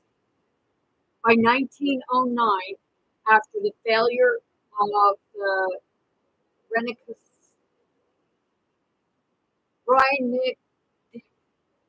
Rheinicalist first syndicalist list C or Syndicalist general strike in France. Sorel and his supporters left the radical left and went to the radical right. Oh, shit. Didn't get nowhere on one side, so hey, let's just go and join the other side because they're doing the same fucking thing, only the people won't know. Get up with the hand now.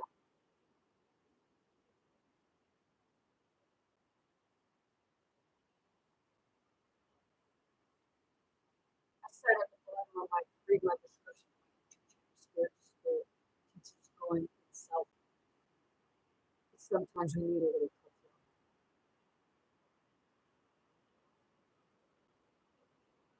Thoreau and his supporters left the radical left and went to the radical right, where they sought to merge militant Catholicism, Catholicism and French patriotism with their views, advocating anti-republican Christian French patriots as ideal revolutionaries. Initially, Thoreau had officially been a revisionist of Marxism, but by 1910 announced his abandonment of socialist literature and claimed in 1914 using an aphorism of Burnett, Burnett, Benedetto Croce that socialism is dead because of the decomposition of Marxism. Now, keep in mind, Trump's grandfather said it was that Trump's grandfather got into politics on the democracy side, and then there for a bit didn't say that Trump was with the democracy, but then switched over to a different way.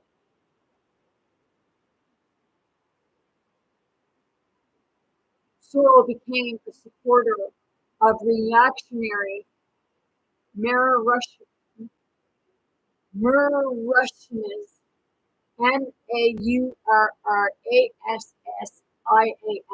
nationalism beginning in 1909 that influenced his work, playing the sides of the field. It's all the same fucking thing, whether people want to believe it or not. I'm going to get to oligarchy and ask yourself. Put some headphones on.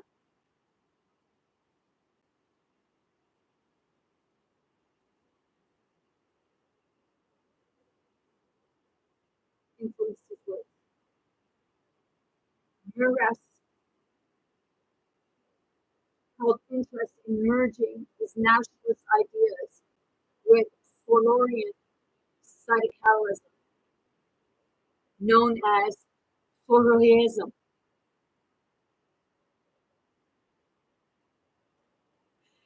as a means to confront democracy.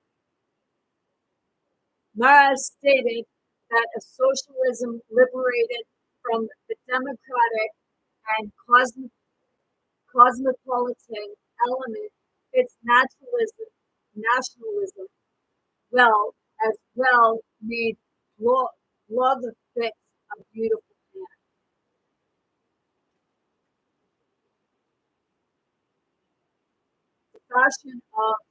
The fusion of Marassin Maurrassian nationalism and Solarian, oh my jeez, Syndicalism influenced radical Italian nationalists Enrico Gorenzi. Gorenzi then spoke of the need for the nationalist syndicalist movement led by elitist aristocrats and anti-democrats who shared a revolutionary syndicalist imperialism in order to challenge the plutocratic French and British. Jesus. And yeah, I did say it. So, want to hold that against me, that's for you.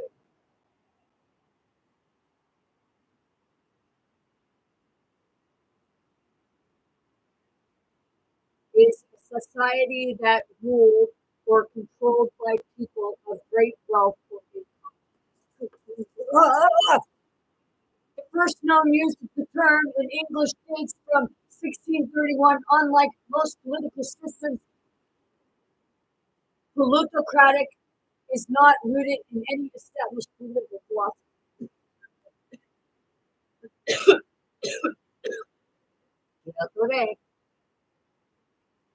French and British. Hungarian, Korean views were part of a wider set of perceptions within the right wing. Italian Nationalist Association, ANI, which claimed that Italy's economic backwardness was caused by corruption in its political class, liberalism, and definition caused by ignoble socialism. Holy shit, man. There's a lot of Islam, isn't there? Everything is that except for democracy. It's like, holy shit, man. I'm not like I'm looking back. And it's like you said, everything belongs to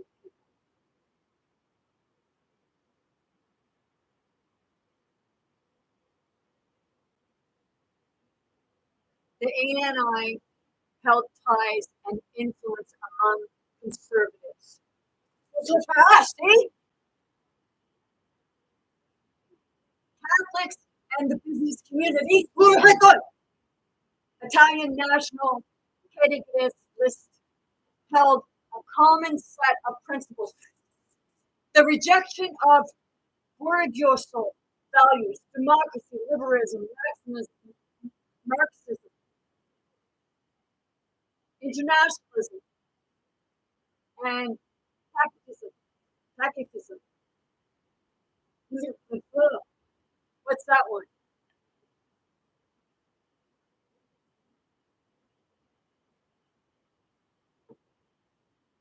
Pacifism, Pacifism, is the opposition or resistance to war, militarism, or violence. The word pacifism was coined by the French peace campaigner Emily Arnaud,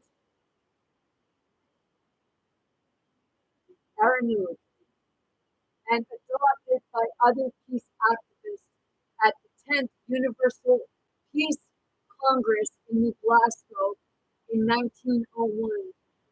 A related term is ashramima, which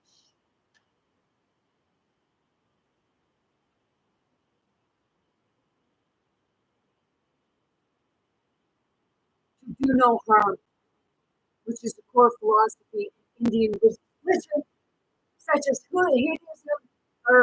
Hinduism, Buddhism, and Jainism. Well, Jainism, while modern connotations are recent, having been explicit since the 19th century, ancient reference abroad. The modern times interest is reviewed by Leo Tolstoy in his late works, particularly in Kingdom of God is Within You.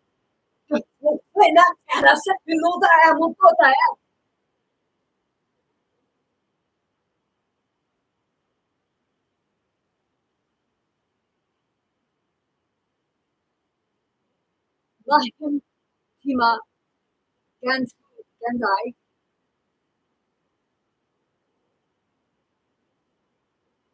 pondered the practice of steadfast, non-violent opposition, which he called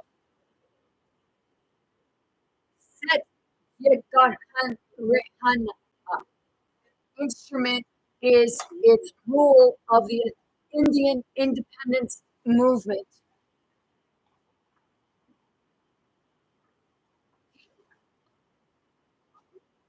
Ineffectiveness served as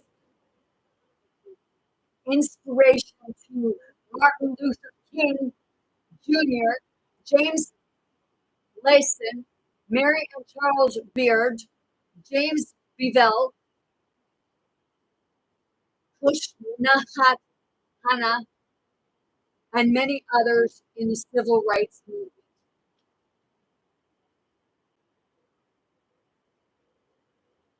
Activism covers a spectrum of views, including the belief that international dispute can and should be peacefully resolved, calls for the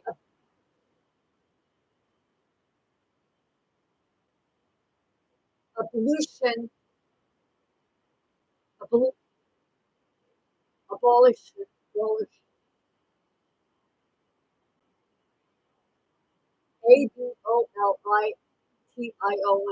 abolition of the institutions of the military and war.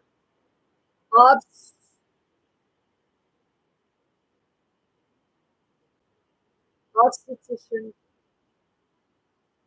opposition, and any organization of society through governmental force, anarchist or libertarian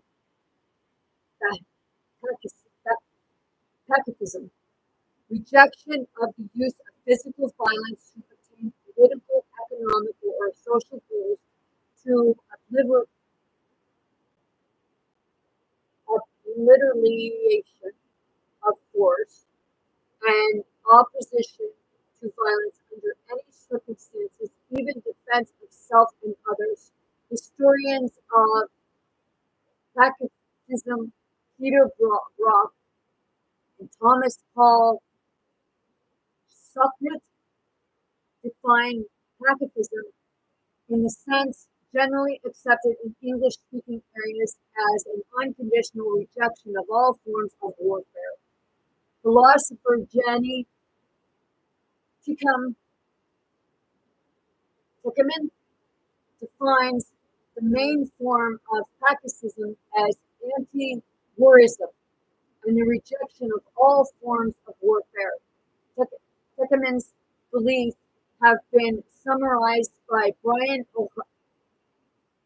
Oren as a pacifist rejects war and believes there are no moral grounds which can justify resorting to war. And that's true. War for the pacifist is always wrong. In a sense, that philosophy is based on the idea that the ends to do justify the means. The word pacifist denotes conciliatory.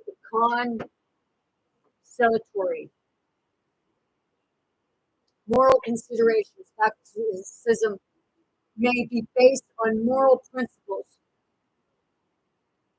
a deontological view, or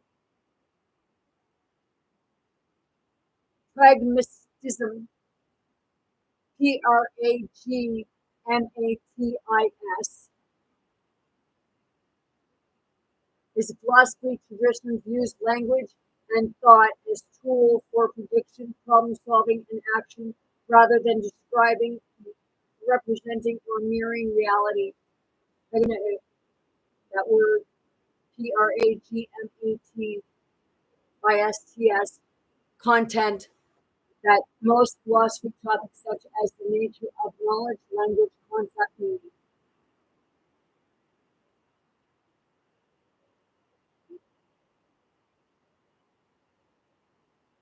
Uh, Consequent useless. Principal paganism holds that at some point along the spectrum, from war to interpersonal physical violence, such as violence becomes morally wrong. Pragmatic pacifism holds that the cost of war and interpersonal violence are so subtile that better ways of resolving dispute must be found, and that is true. The first thing they want to do is put your dick in the air, all guns up, gotta show your manhood.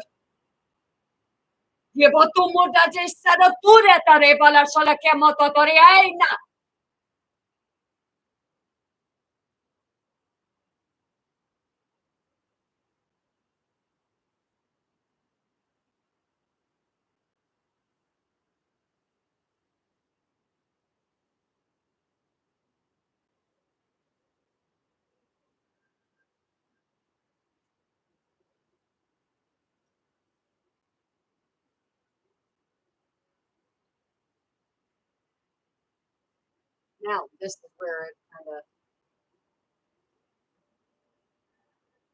nonviolence. Some pacifists follow principles of nonviolence, believing that nonviolent action is morally superior and or most effective.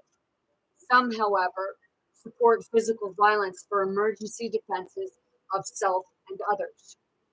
Others support destruction of property in such emergencies or for conducting symbolic acts of resistance like pouring red paint to represent blood on the outside of military recruiting offices, or entertaining Air Force bases and hammering on military aircraft. I don't agree with that because that really to me that's no different.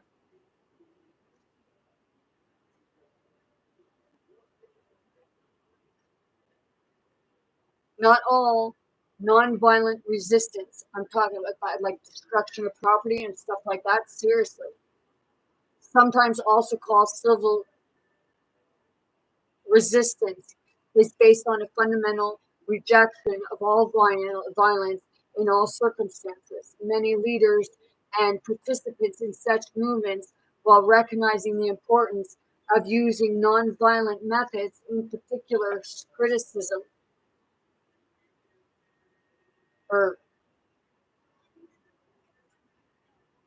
circumstances, have not been absolute pacifists. Sometimes, as with the civil rights movement's march from Selma to Montgomery in 1965, they have called the armed protection. The interconnections between civil resistance and factors of force are numbers and complex. Okay. When you're working with violence, violence means violence. See, instead of teaching people how to be violent, why are they not teaching people more so how to be peacekeepers, negotiators? But first, no, put them in there. You know, your queen. Okay, your queen has the knights. I didn't agree with Elton John, the queen knighting Elton John, because knight to me is somebody who will go on the forefront and fight for somebody, not somebody who sings for the fucking queen.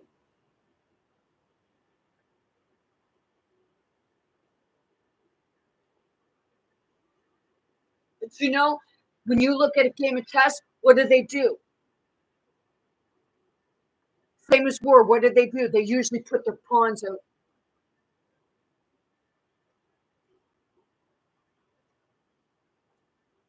Well, I played a game of chess. I moved two pawns and I moved them one or two spaces far enough so that I could get my knight, bishop, and queen out. So I did it because you know what? Is it not supposed to be the king and queen and the knight? Are they not supposed to be protecting the people? Seriously. Are they not supposed to be protecting the people and not putting the people on the front line to protect their wealth and their ignorance and greed and corruption and their dirty little secrets?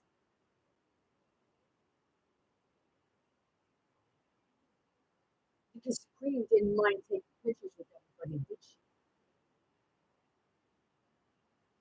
You know, people, they bow down to them. You think because they're wealthy, they're pure?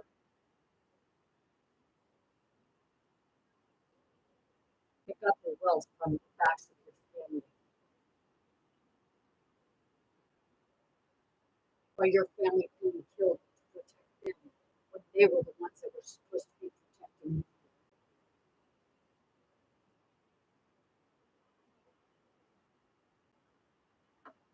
Kira puto taesa.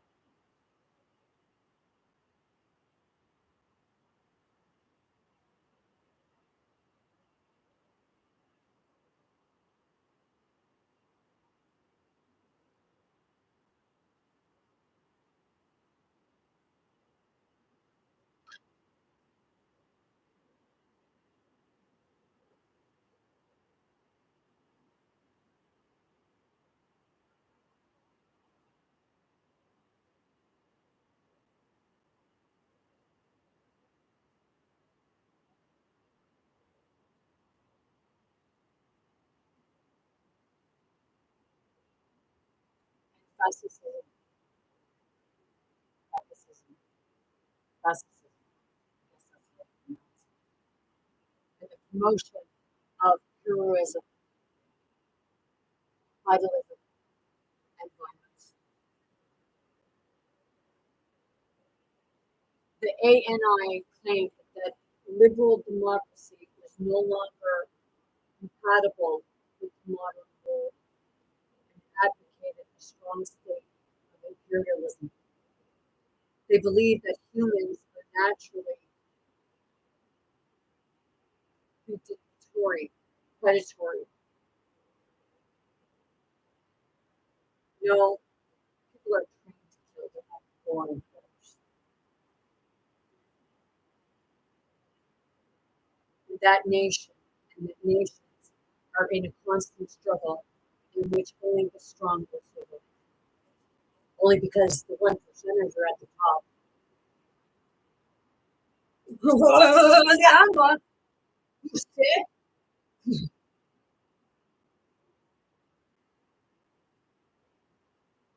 Futurism was. Here's another one. Futurism was both an artistic, cultural movement, and initially a political movement in Italy led by Flavio Tomasio Marietta, Marionette, Marionette, who founded the Manifesto of Futurism, 1908. These are all wealthy people, that championed the cause of modernism action and political violence as necessary elements of political while denouncing liberalism and proletarianism or parliamentary politics. Maritini rejected conventional democracy based on major rule and egalitarianism for a new form of democracy, promoting what he decided in his work. The futurist conception of democracy as the following: we are therefore able to give the direction to create, to dismantle, to numbers, to quantify, to the mass, quantity, to the mass, for with us number, use number, quantity, and mass will never be as they are in Germany and Russia. The number, quantity, and mass of medical cement. Yeah, I've seen that word before. Oh, I read it in one of my cards. Of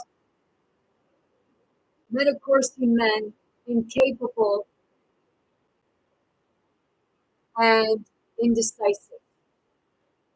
This is what they're saying about people. They think you're stupid. And I'm not saying you're stupid, but they think you are. So I'm asking, are you stupid or are you smart enough to see the truth? Because I believe you're smart enough to see the truth. It's that part of we just need to get our heads out of our asses and our heads out of their ego's ass.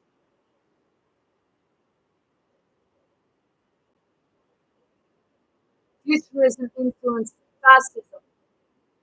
It is emphasized on recognizing the vile nature of violent action and war as being necessities of modern civilization.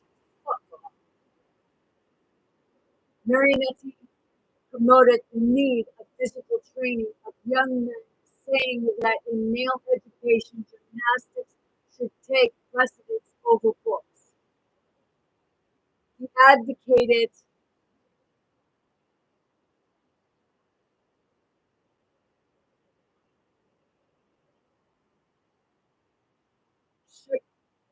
segregation of the genders because womanly sensibility must not enter men's education, which he claimed must be lovely, bellicose, muscular, and violently dynamic. Fucker. Lipatore, tarasare.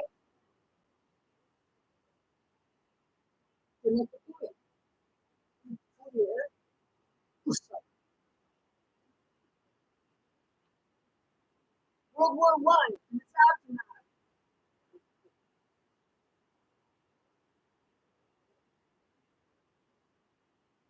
Let's see. Okay, when we were looking at the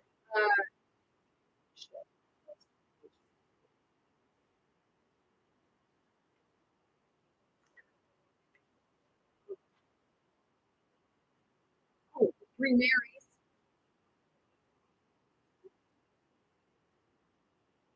Gospel of Mary Magdalene. Yeah, I do. Yeah, I have to start this.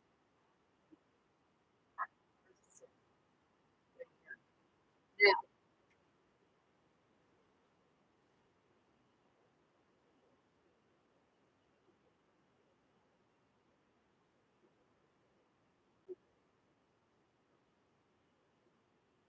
the Buddha Terra Badass Vow.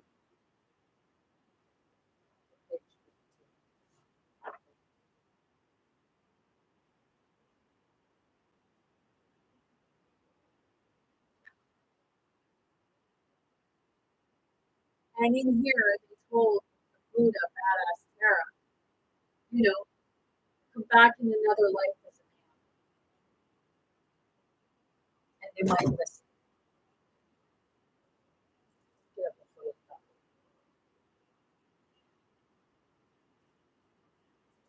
You know, I'm not doing that to people. You know, spirit to spirit.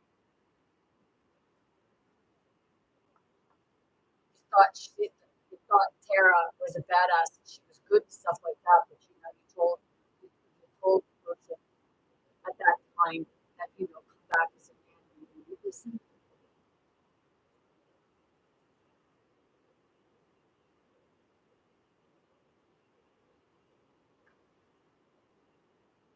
What a chauvinist.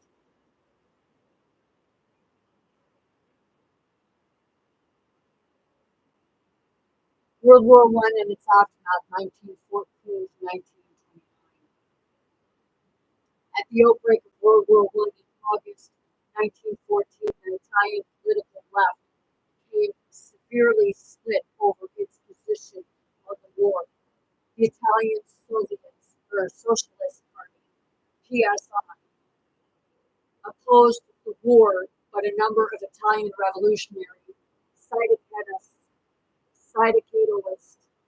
supported war against Germany and Austria-Hungary on the grounds that their reactionary regimes had to be defeated to ensure the success of socialism. Angelino Olivetti formed a pro-interventionist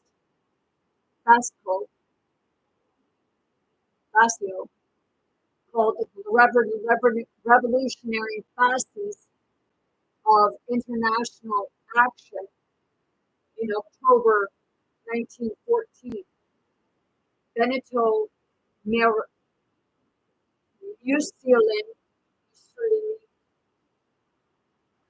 upon being expelled from his position as chief editor of the PSI's newspaper, Avanti, for his anti-Germany stance, joined the interventionist case in a separate fascio. The term fascism was first used in 1915 by members of Mussolini's movement, the fascist revolutionary action. Do you not think history is repeating itself? Seriously? They keep going back in time because, they keep trying to beat people.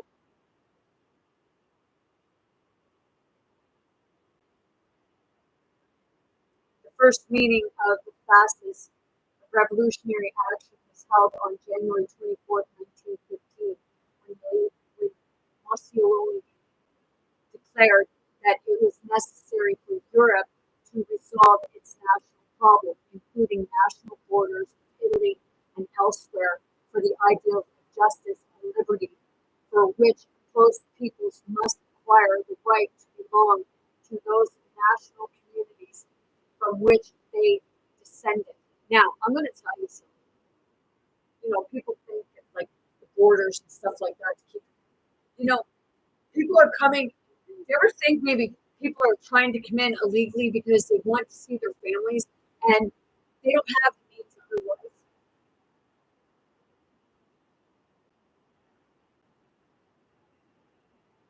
There are people in Canada that they want to see their families across the world,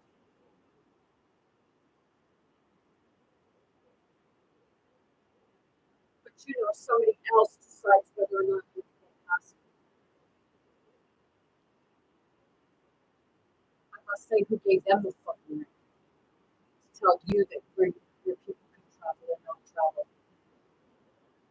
I'll be honest, they're the ones bringing in corruption. Yeah, we've done that.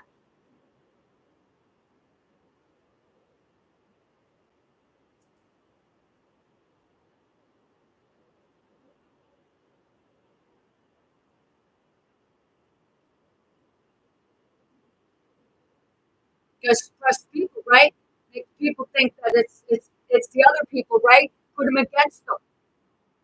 Well, it's you guys. It's the system. It's the ones that people put in power.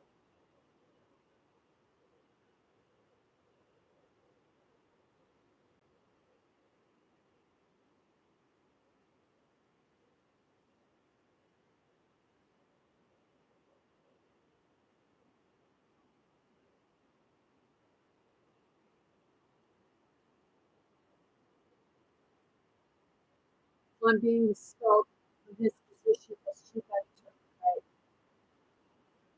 Causing Germany stance during the causing separation. The term fascism was first used by members of movement. The first meeting of the fascist revolutionary action was held on January 24th, 2019. Sorry, January 24th, 1915, when Amici declared that it was necessary for you to resolve its national problems, including national borders of Italy and elsewhere, for the ideas of justice and liberty, for which oppressed people must acquire the right to belong to those national communities from which they descended.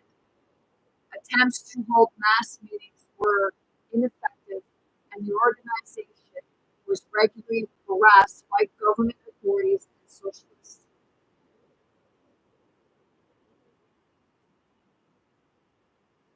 Similar political. Okay,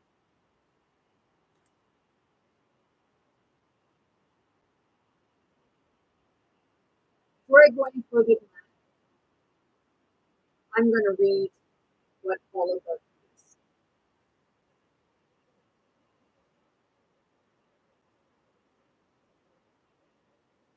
Oligarchy.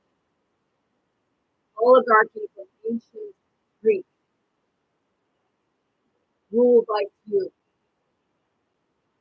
from few to rule, command, a form of government in which power rests with a small number of people. These people may or may not be distinguished by one or several characteristics such as nobly framed wealth, education, or corporate, religious, political, or military control. My God, who's that? Throughout history, power structures considered to be oligarchies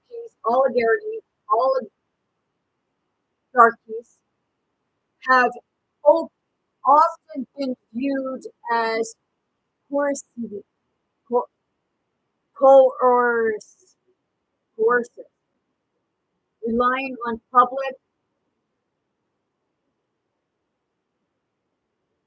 obedience, obedience or oppression to exist. Aristotle pioneered Aristole. Aristotle was an ancient Greek philosopher of polymath.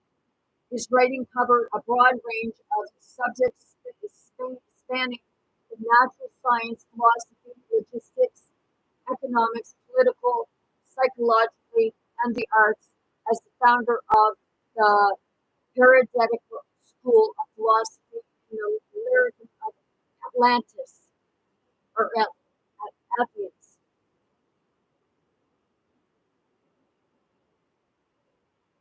Aristotle pioneered the use of the term as meaning ruled by the rich, contrasting with aristocratic, arguing that oligarchy was prevented from aristocracy. Majority rule. Yeah. The consolidation of power by a dominant religious or ethnic majority can be considered a form of oligarchy. Examples include South Africa during apartheid, apartheid, apartheid, APARTHEID was a system of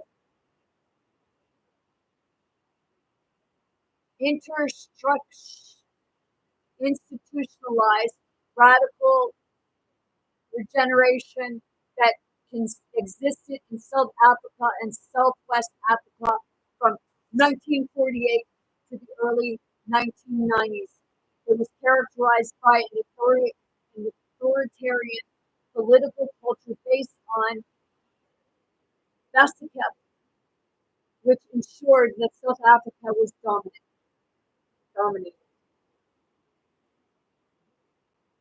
Liberia,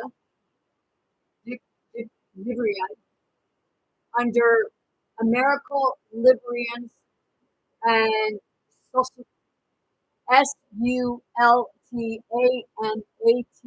of Zanzibar, also known as Zanzibar.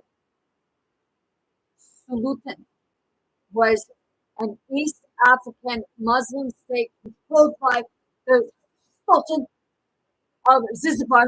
It was placed between 1856 and 1964 in the Philippines territory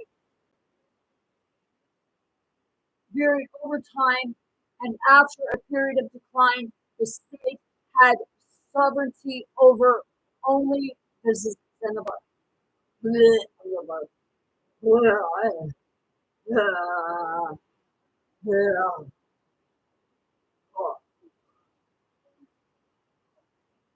And Rhodesia, Rhodesia, officially from 1970, the Republican of Rhodesia, Rhodesia,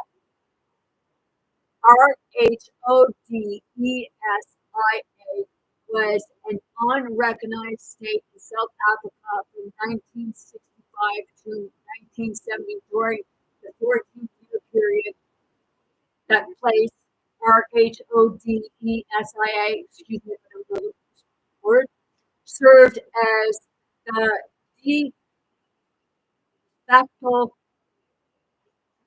successor state to the British colony of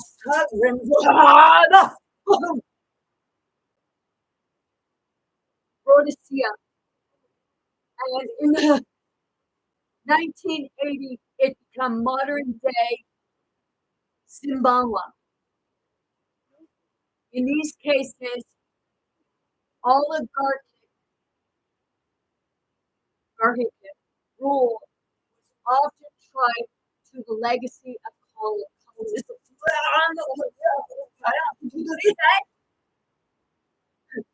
You know, when I'm speaking truth, this happens.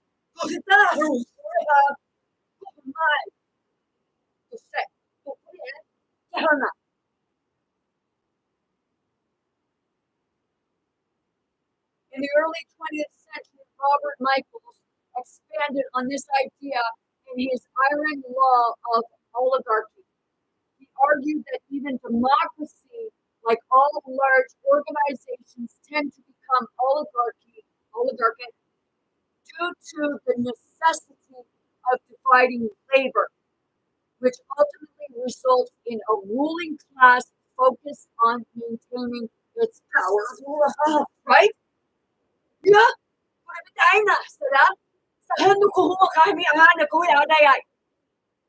Ka shi ko mi ai. To ba ka ga ya so to mi ara ya suroi.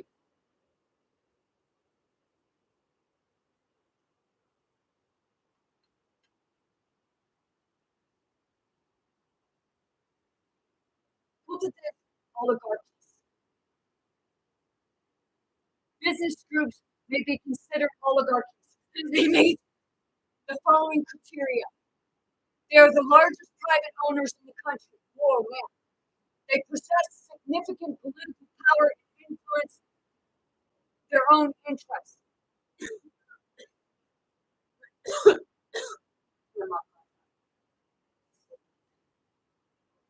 I told you, I prepared myself for this. People who think I look psychotic, you might want to know what's fucking going on.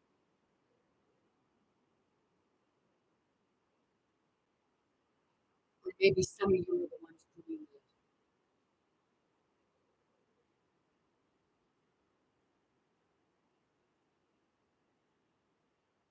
They are the largest private owners in the country. They possess significant political power to influence their own interests. Sound familiar? Get up with the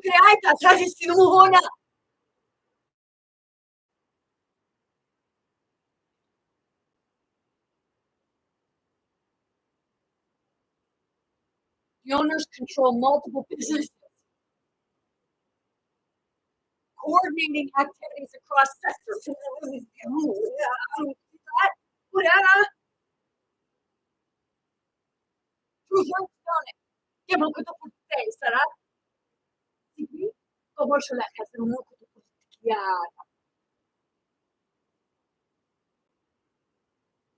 Intellectual oligarchies.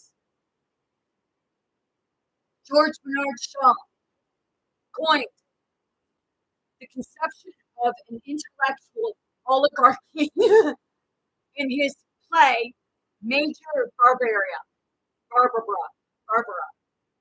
1907. In the play, Shaw criticizes the control of society by intellectual elites and expresses a desire for the empowerment of the common people. Feels good, you guys.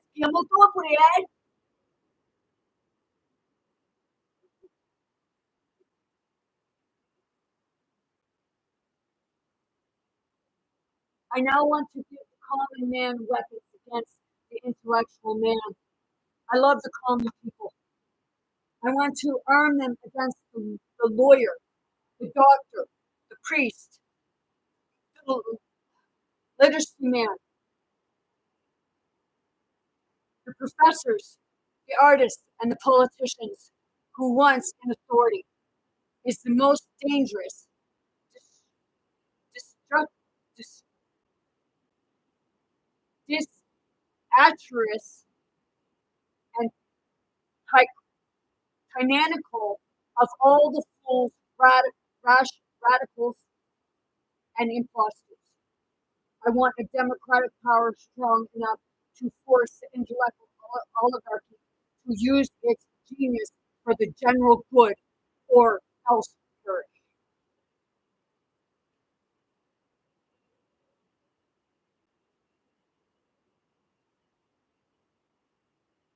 Countries perceived as oligarchies. Jeffrey A. Winters and Benjamin I. Page have described Colombia, Indonesia, or Indonesia, Russia, Singapore, and the United States as oligarchies.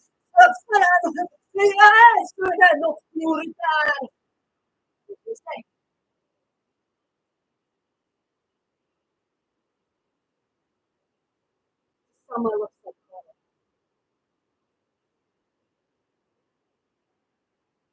with all due respect, I'm not the one who's in power that is fucking suppressing you. I'm here to help you see it. And there are many others.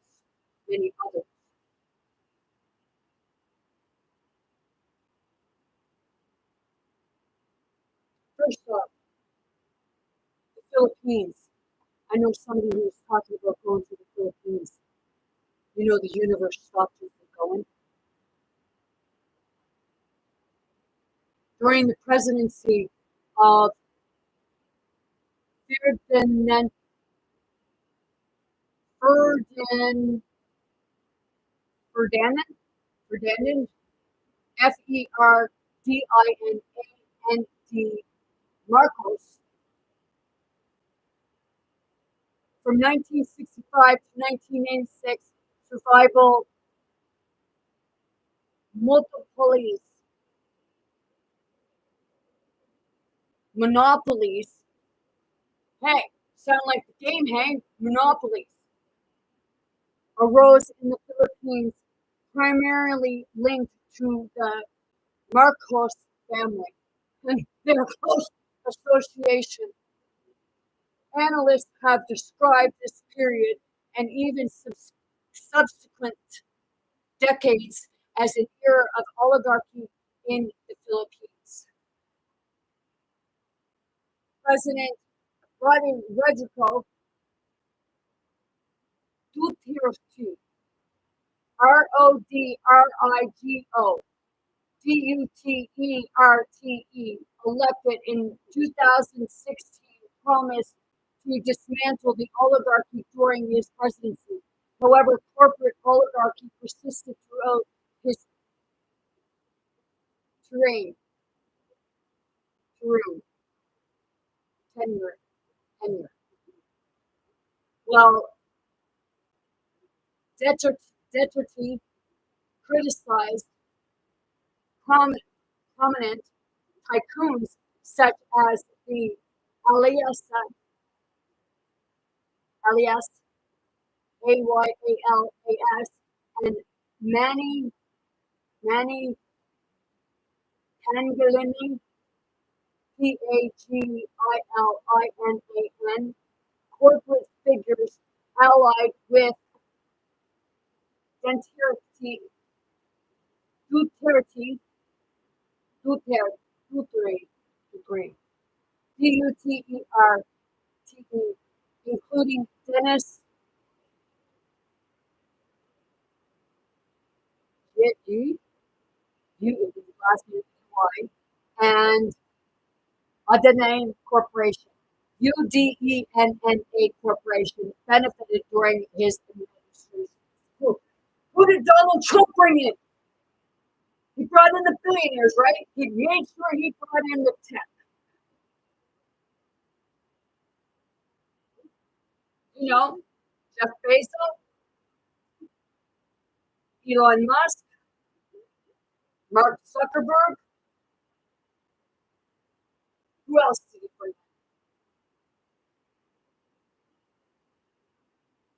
in? You know, the TikTok guy.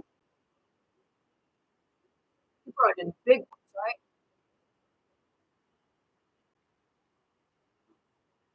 Are you awake?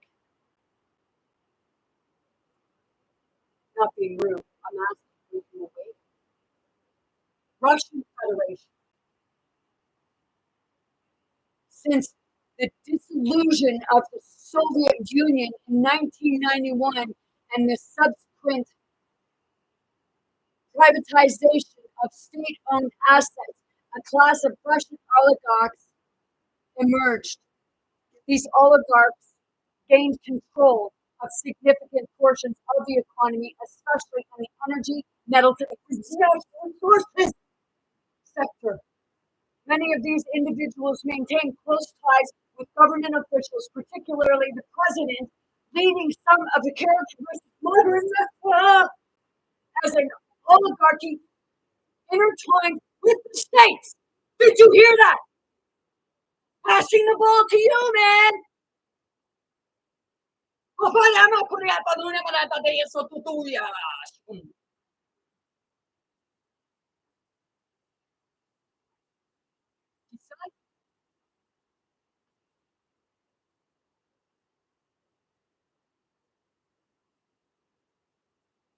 Iran.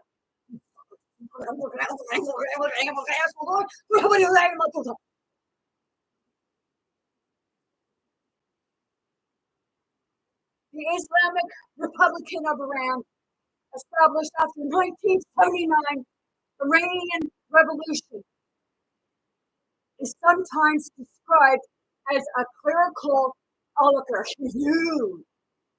Its ruling system, known as VELAYAT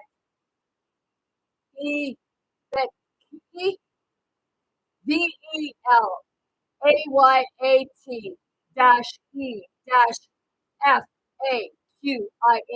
governs of the jurist JURIST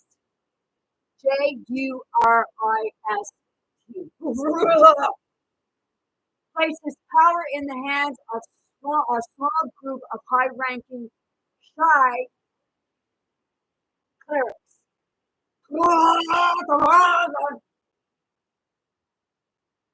led by the supreme leader. This group holds significant influence over the country's legislative, military, and economic affairs, and critics argue that this system constrains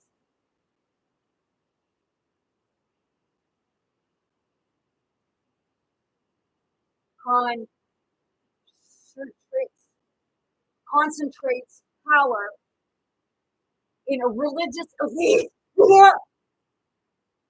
marginalizing other voices within society.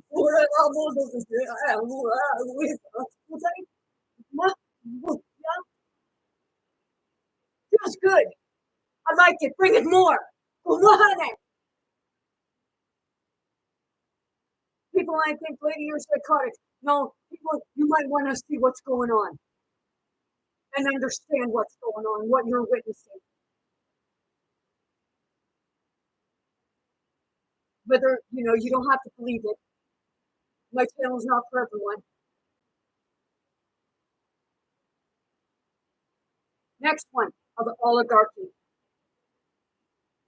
Ukraine.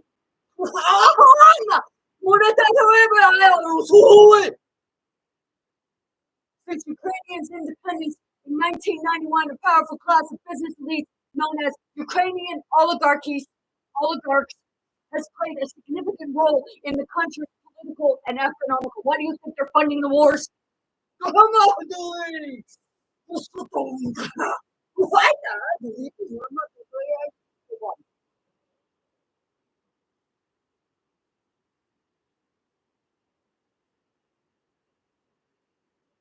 These oligarchs gained control of state assets during the rapid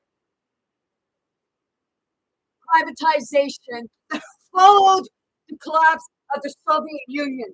In 2021, Ukraine passed a law aimed at curbing oligarchic influence on political and economic economy. They're working together. Do you realize that? United States. Blah, blah, blah, blah.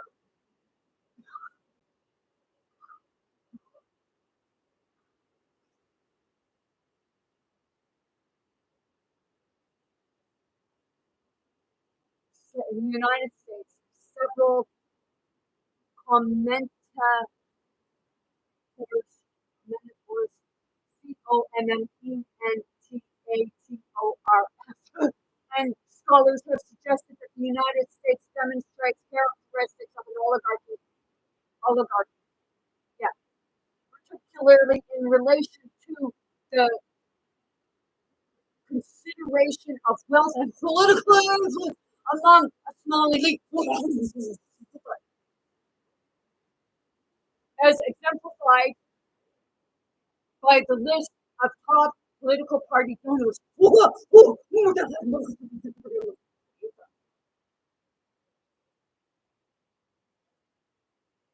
Didn't people endorse them? Who endorsed them? Let me see. Joe Rogan, who said that, he would never do that. Elon Musk, who was a rival to him. Who else said it? Yeah, yeah.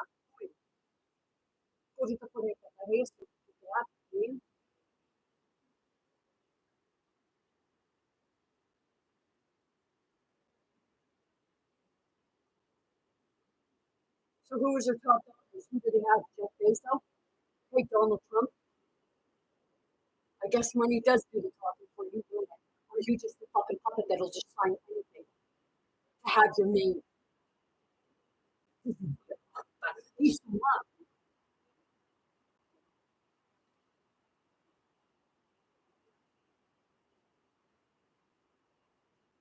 Economics. Simon Johnson argued that the rise of an American financial oligarchy became particularly prominent following the 2008 fiscal crisis, financial crisis. This financial elite has been described as wielding significant power over both the economy and political decisions. Former President Jimmy Carter in 2015 characterized the United States as an oligarchy with unlimited political bribery, Bribery. Hey, Biden said the same thing, and Biden spoke at Jimmy Carter's funeral and looked right at Trump. Following the 2010 circuit, Citizens United v. versus FEC Supreme Court decision, which removed limits on donations to political campaigns. There shouldn't be allowed to be donations. You should only be allotted what you are paid for through the taxpayers.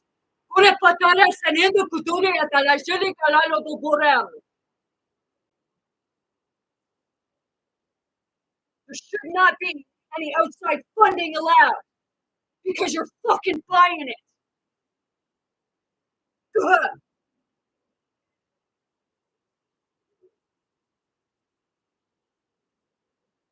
This financial elite has been described campaigns. In 2014, a study by political scientist Martin Gillians of Princeton University and Benjamin Page of Northwestern University argued that the United States political system does not primarily reflect the performance of its average citizens.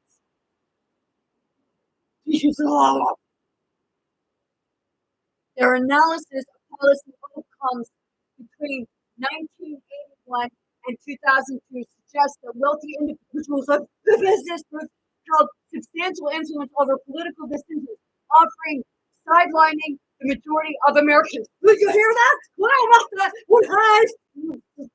What? Feels good. Come on.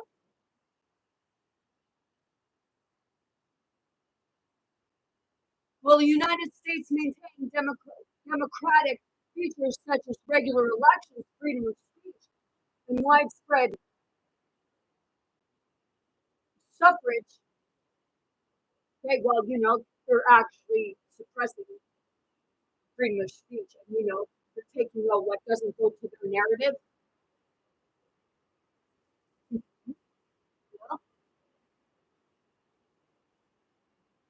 I've been noticing that Elon Musk does a lot of talking on his own stuff.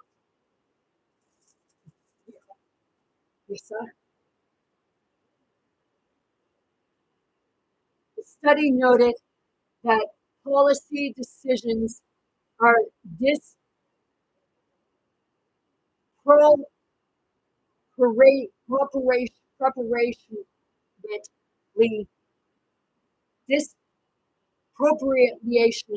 disproportionately influenced by economically.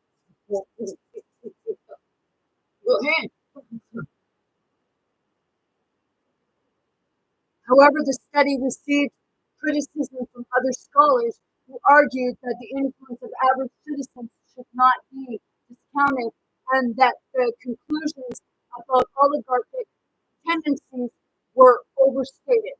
Were they? Gillis and Page defended their research, reiterating that while they do not label the United States an outright oligarchy, they found substantial evidence of economic elites dominating certain areas of policy making.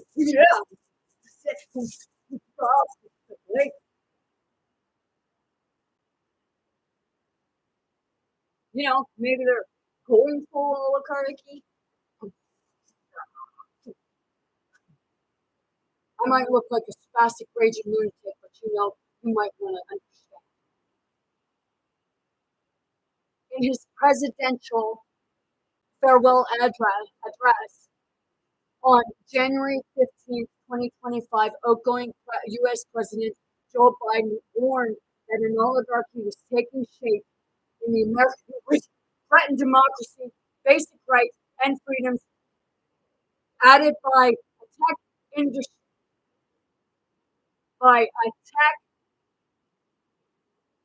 industrial complex. Who's us there? All the tech, right? Businessman Elon Musk, a close collaborator of Donald Trump during his 2024 campaign and head of the Department of Government of Efficiency, has been described as an American oligarch due to his extensive influence on Trump during his second presidency. Yeah, yeah, you were.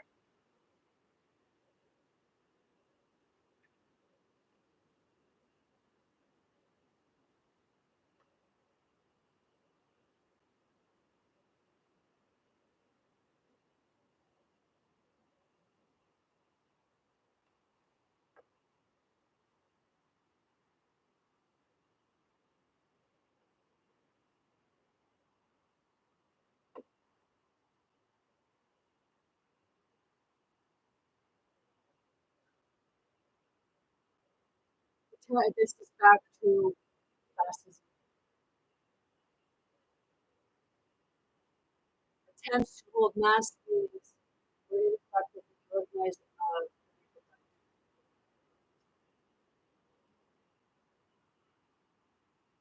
The first meeting of the Fascist Revolutionary Action was held on January 20th. Okay, I got that. Harassed by government. Okay, similar political ideas arose in Germany after the outbreak of the war. German socialists. Okay, now we're going to go. I'll give you a list first. Now, list of facet movements. List political regimes and movements that have been described as facet. Whether a certain government is to be characterized as a facet, radical, authoritarian nationalist government, and authoritarian government, a totalitarian government, a police state, or some other types of government is often a matter of dispute. term fascism has been defined in various ways by different authors. Many of the regimes and movements, much are described in this article, can be considered fascist according to some definitions, but they cannot be considered fascist according to other definitions. Some definitions of fascism were for more information about the subject. Definitions of fascism.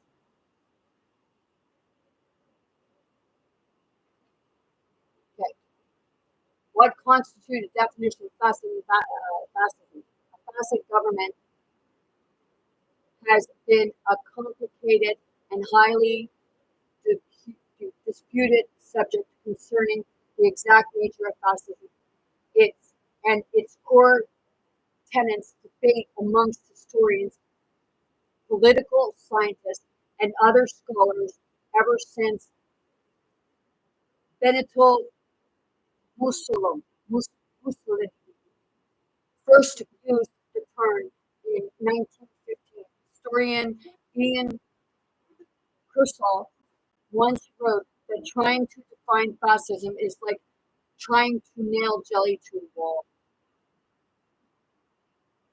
A significant number of scholars agreed that the fascist regime in foremost and authority as such. Oh my goodness, excuse me. Similarly, fascism as an ideology is also hard to define. Originally, it referred to a totalitarian, total tyrarian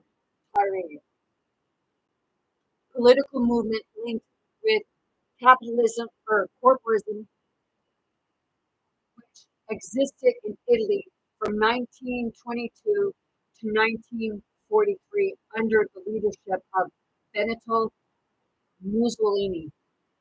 Many scholars use the word fascism without capitalization in a more general sense to refer to an ideology or group of ideologies that has been influential, infiltrate,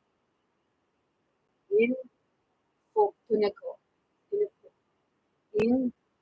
influential in many countries at various times. For this process, they have sought to identify what Roger Griffin calls a fascist minimum. This is the minimum condition a movement must meet in order to be considered fascist.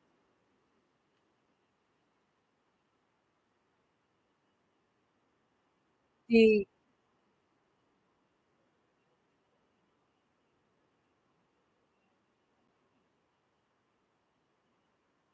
apocalyptic and millenarian aspects of fascism have often been subject to study by encyclopedias and dictionaries.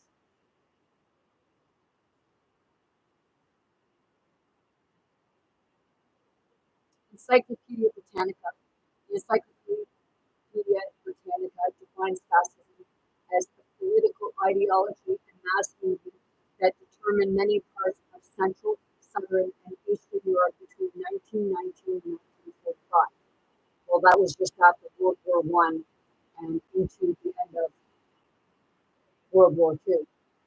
And that also had inherents in Western Europe, the United States, South Africa, Japan, Latin America, and the Middle East, adding that although fascist parties and movements differed significantly from one another, they had many characteristics in common, including extreme militaristic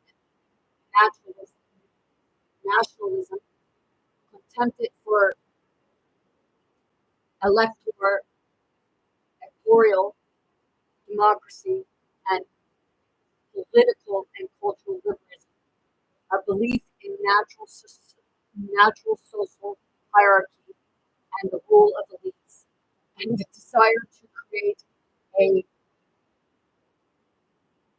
Vol, Volsgemeindeskraft, Volsgemeinschaftschaft, German people's community, in which individual interests would be subordinated to the good of the nation.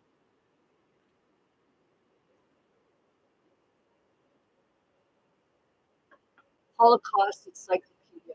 The Holocaust Encyclopedia defines fascism as a far-right political philosophy or the theory of government that emerged in the early 20th century. Fascism priorities the nation over the individual who exists to serve the nation, and as an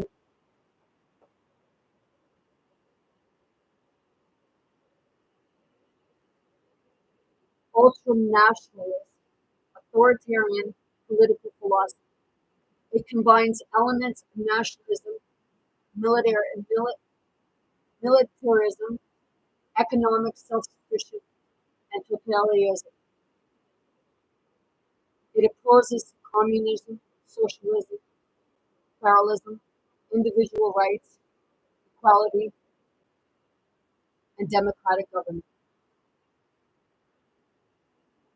Merriam-Webster dictionary defines fascism as a public, populist political philosophy movement origin such as that of the fascists, that, that exalts nation and often race above the individual, that is associated with the centralized autocratic government headed by a dictatorial leader, and that is characterized by severe economic and social regimentation and by force, forcible suppression of opposition.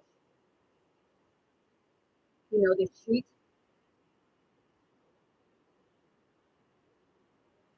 Benito Mussolini, Mussolini, who was the first to use the term for his political party in 1915 to describe fascism as fascism in the Doctrine of Fascism, published in 1932 as follows. Doctrine. It means program. Granted that the 19th century was the century of socialism, liberalism, democracy. This does not mean that the 20th century must also be the century of socialism, liberalism, democracy. Political doctrines pass, nations will remain. We are free to believe that this is the century of authority, the century tended to the right of fascist century. If the 19th century were the century of the individual, liberalism implies individualism. We are free to believe that this is the collective century, and therefore the century of the state. This is the fascist conception of the state is all embracing. Outside of it, no human or spiritual values can exist. Did you hear that? That's what they said, but less have value, much less have value. Thus understood, fascism is totalitarian and fascist state, a synthesis and a unit inclusive of all values, interprets developments, and puts the whole life of people. This is what these people are saying. Doesn't mean it's right, it's true. That's how they live, but that's not the way.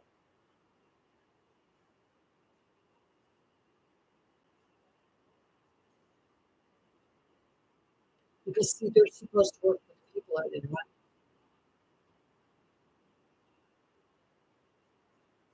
They're not. They're working with each other to suppress the people and control. Yeah. Yeah, I'm a bitch. Roof, roof. I'm a female dog and I protect my young. Go sit down. You go sit down.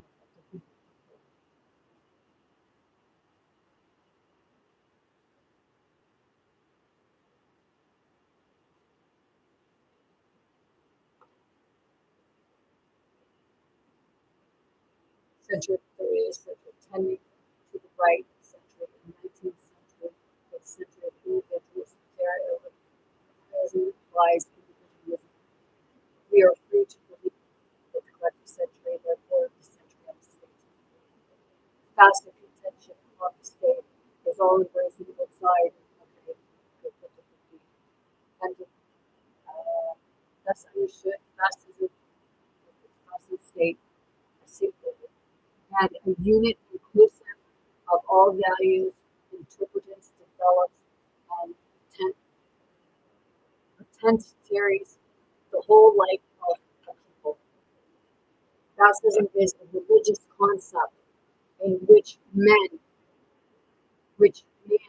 is seen in his imminent relationship with the superior law and with an object will that transcends a particular individual and rises him to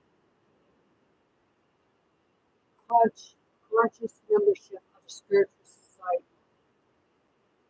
Wherever he, wherever it has seen in the religious politics of the fascist regime nothing but more opportunism, has not understood fascism, besides being a system of good, is also and all above a system of fraud.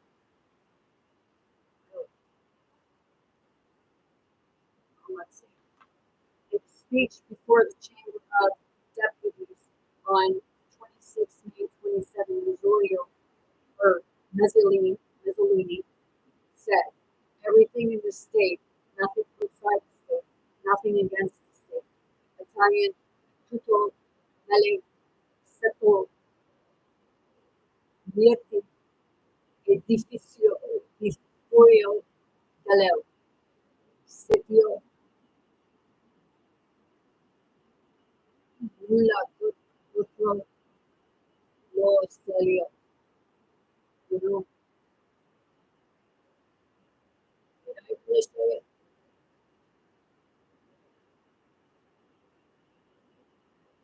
Crystal benefit. Okay, these are the different, go read them, definitions of fascism.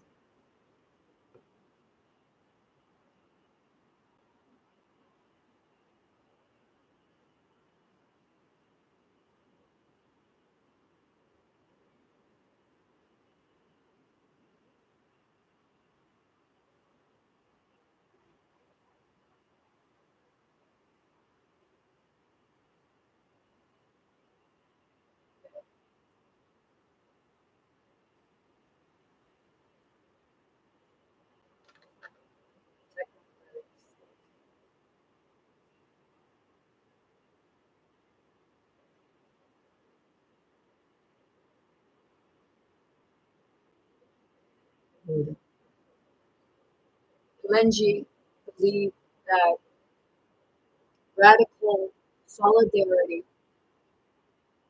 would replace class division and that radical comrades would unite to create a socialist society in the struggle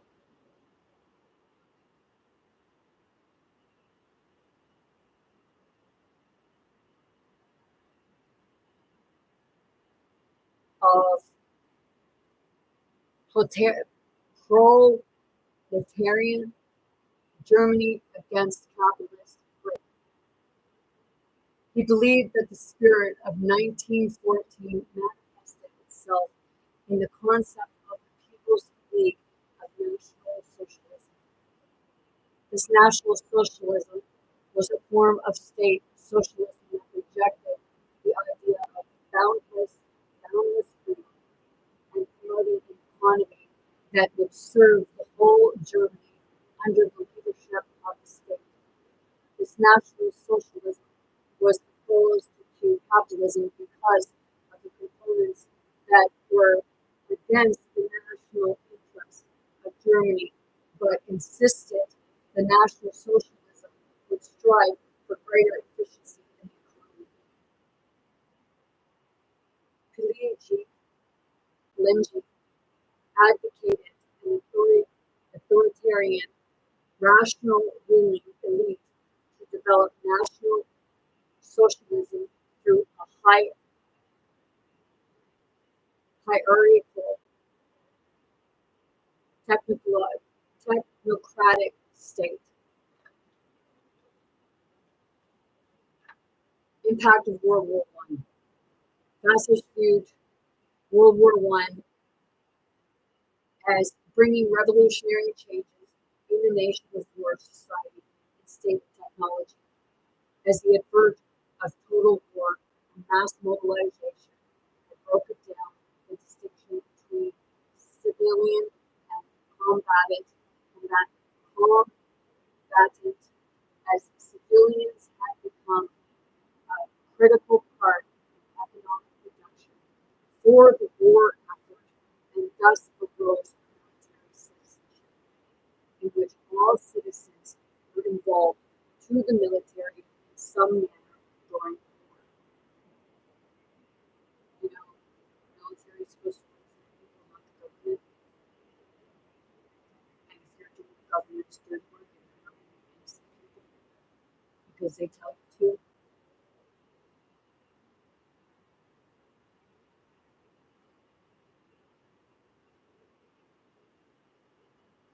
you're fighting wrong.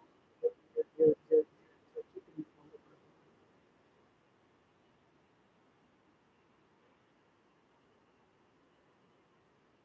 Worst profitable.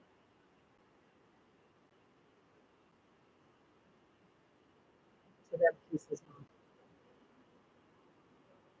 Peace is profitable to the people,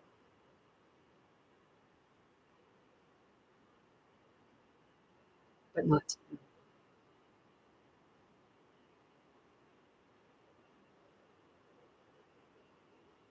So it's that part of,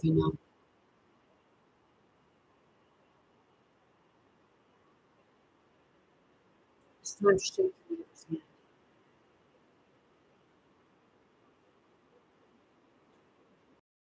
Because it's their systems that keep us fighting. They don't want you to move.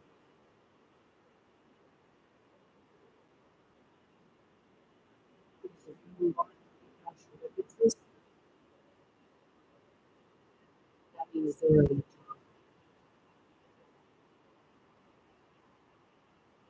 And thus arose military citizenship, in which all citizens were involved to the military in some manner during the war. World War I had resulted in the rise of a powerful state capable of mobilizing millions of people to serve on the front lines or provide economic production and logistics to support those on the front lines, as well as having unprecedented authority to intervene in the lives of citizens. Facets viewed technological developments of weaponry and the state's total mobilization of its population in the war as symbolizing the beginning of a new era, fusing state power with mass politics, technology, and particular mobilizing that they contended had triumphed over the myth of progress and the era of capitalism.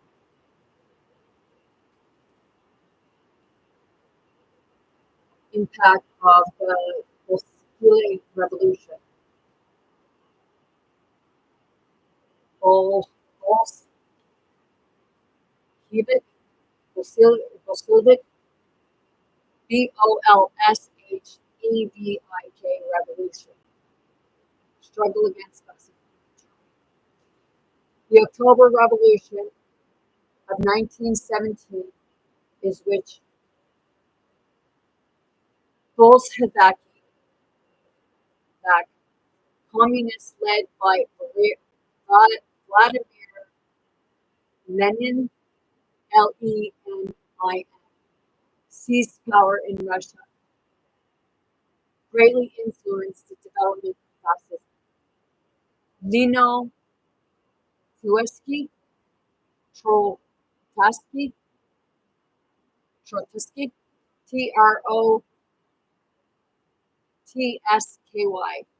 Trotsky, would later formulate a theory of fascism based on a dialectical interpretation of events to analyze the manifestation of Italian fascism and the early emergence of Nazi Germany from 1930 to 1933. In 1970, Mussolini,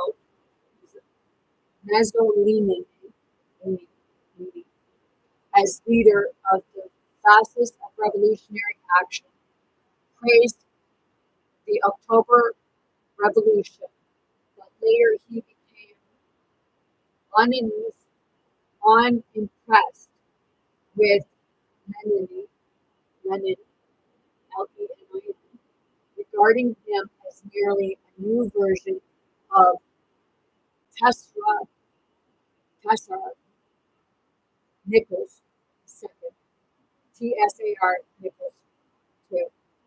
After World War I, fascists commonly campaigned on anti-Marxist agendas.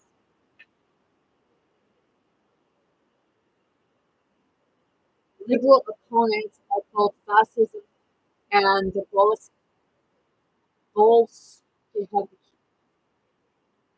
Bolsheviks, Bolsheviks argue that there are various similarities between the two, including that they believed in the necessary vanguard leadership, shown contempt for Bulgarios,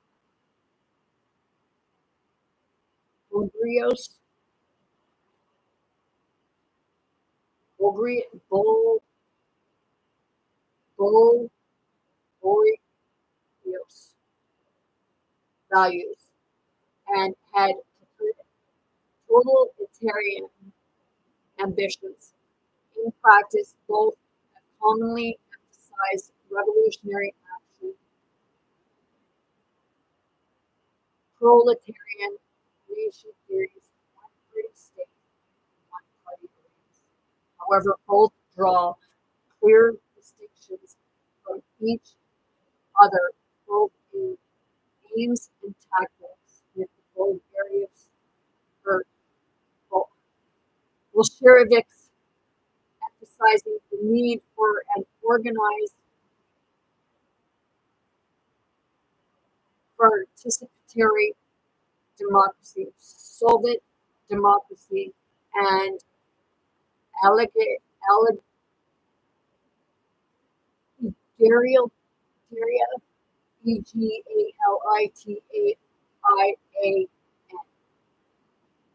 internationalist vision for society based on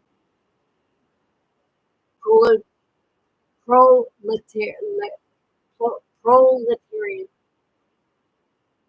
internationalism, while fascists emphasized hypernationalism and open hostility towards democracy, visionary and hierarchical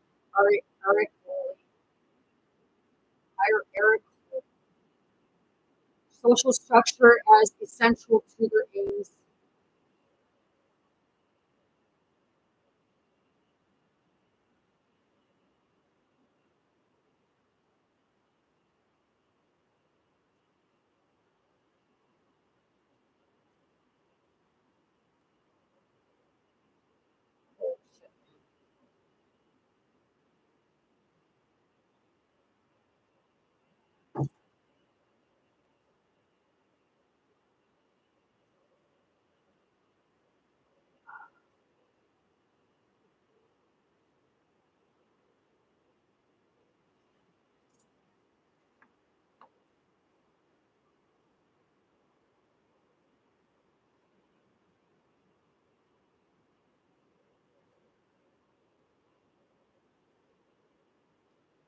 with the antagonism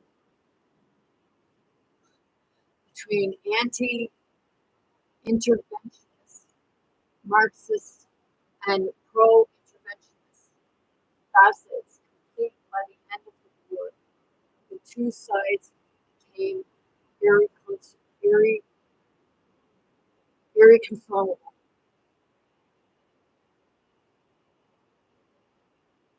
Fascists provided themselves as anti-communists and as especially opposed to Marxists. In 1919, Missourian consolidated control over the fascist known as Sansepolcir, Sanpolcrismo.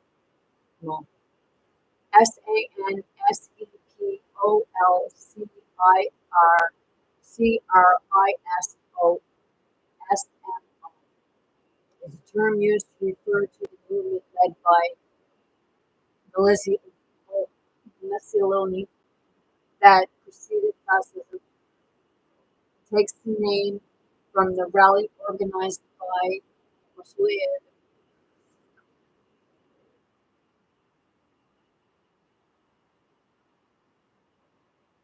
with the founding of the Italian fascists of combat.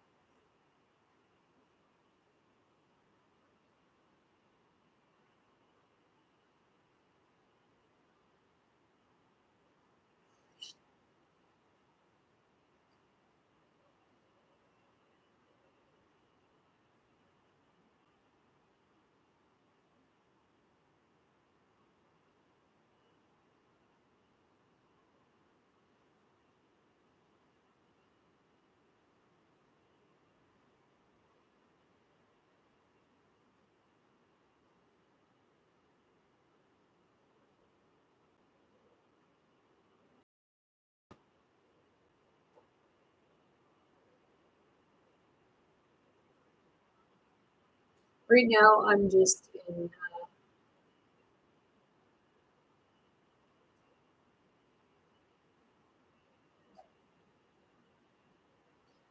no wonder people are on my side.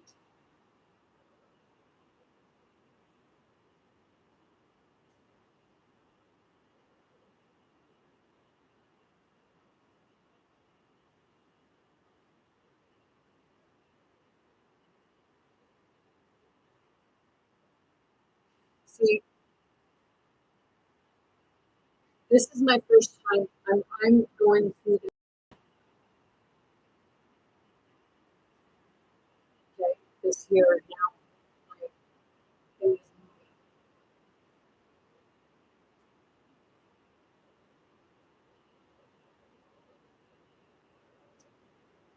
I'm talking about fascism, oligarchy, and when I read about fascism, like, holy shit, man.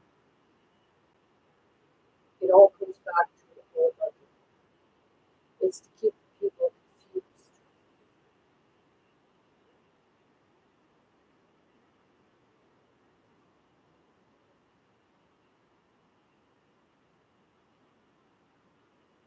It keeps people fighting.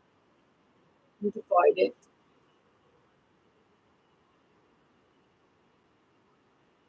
The Trump rally, they mobbed. The Harris rally.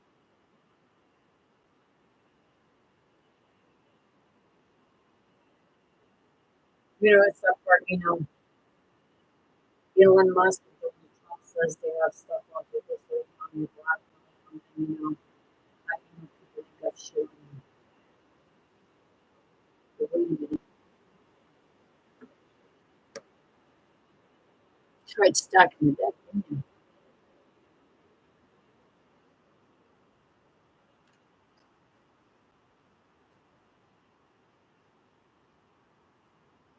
Cheaters never win.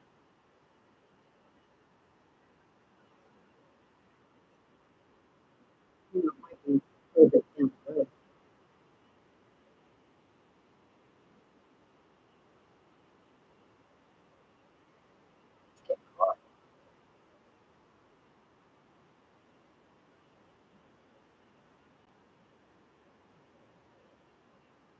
So there's going to come a time when your money, your assets, it's all going to be worthless.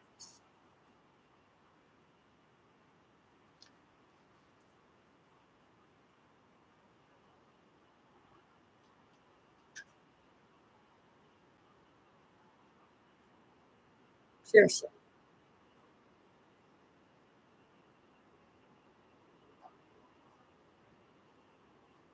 You know that. And that's why it's going to cause as much chaos and destruction as you can before you go.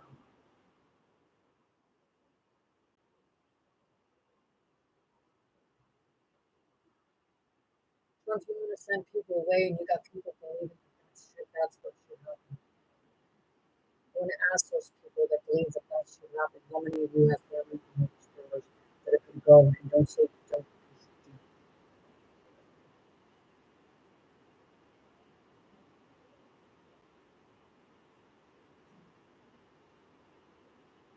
So if you want to talk to him, if you want to bow to an egotistical, self-centered man who cares nothing about you,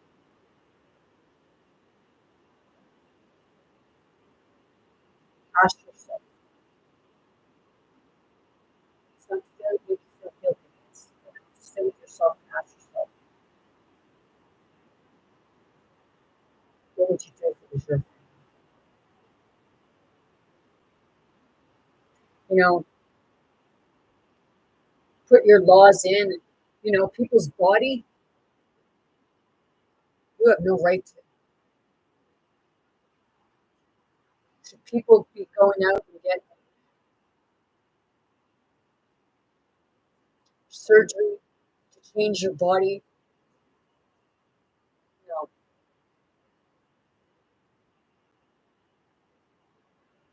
you should be proud of your body.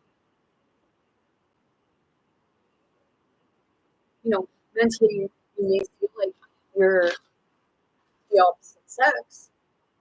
And, you know, there's nothing wrong with that because it's called true spirited. What you call it transgender. See, a true leader, instead of saying that, like making people feel like they're an outcast because of how they identify, a true leader wouldn't be doing that. They wouldn't be placing in the laws that, you know, Donald Trump, what gives you the right to tell everybody how they can identify? I'm telling people, like, some people identify and they say that they're putting litter box in because, the children, they see themselves as cats, so they want to go use litter box. But, no, you don't do that.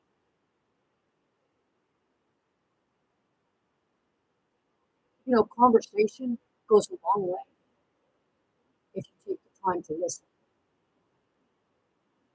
And I mean, listen to people's needs. If they all have the same needs, and the wealthy, they get wealthier, but it's never enough, right? There's Elon Musk, a single man, damn $500 billion, but all the stuff that he brought out, was it all really his, or did he steal it?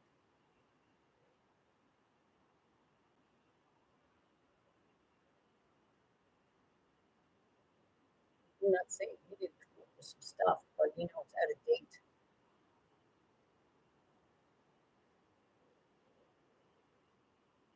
Because the ones that want to look like the hero, go watch Once Upon a Time.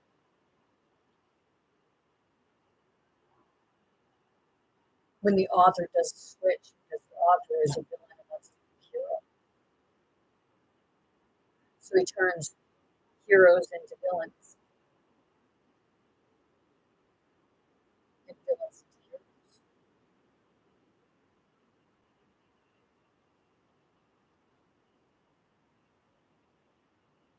Is that part of you?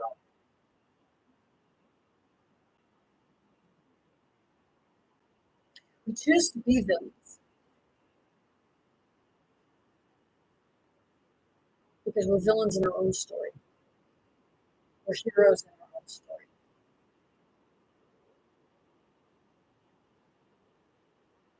We allow what we perceive to be villains, which is what we're observing right now. Is Donald Trump not a hero? You're a person.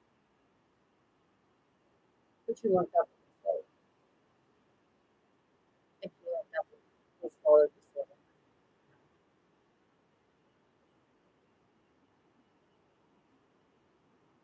I think maybe you come through someone else's spirit form. You know, you told me the truth.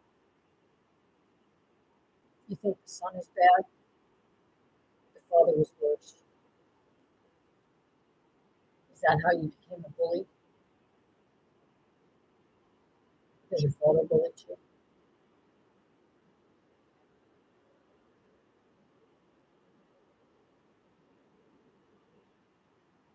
You lost your mother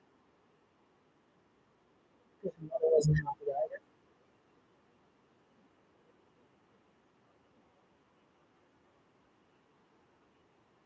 See, power, you may think power makes you happy because you're taught to look at it, killer on the king. You might be a killer,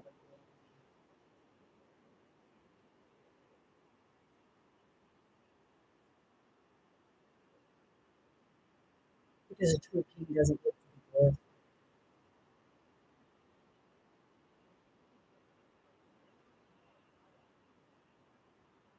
A true king truly protects her people and invites others to be a part.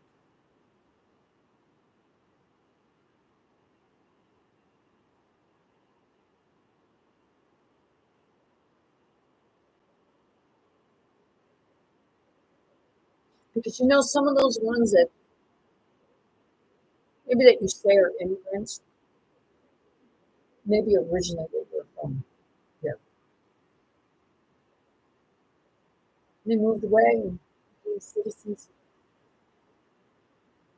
Now they're coming back. Maybe they were actually here before your family got here. And to them, you're the intruder. And like it said with regards to my family in there,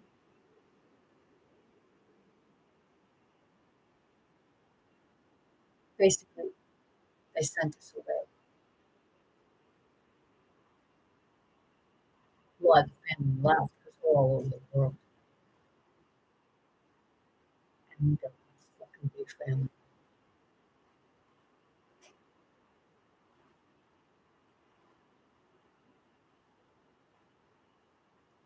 And they're all different mixes, matches, races, genders, religions,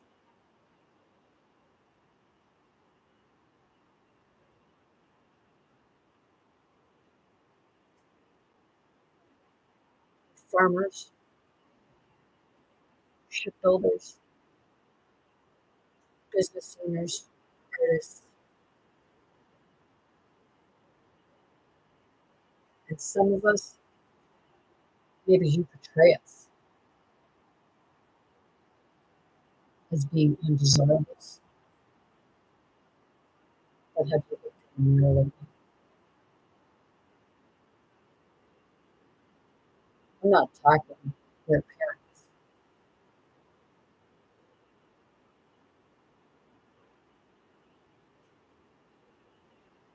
I'm not really talking anything about you, just how you wish. But I'm saying that, you know, if it came down to money, it looks to me like you'd fuck everyone's family.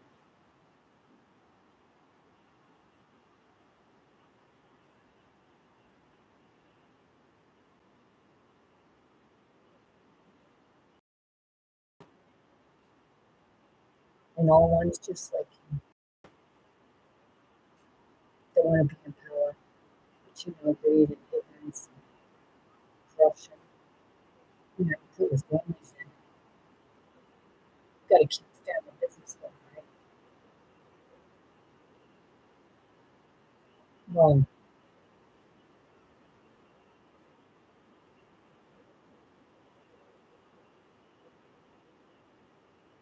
to the ones that vote these people in, I know, but I had someone tell me that, because I don't vote, I have no right to say I'm going to vote like this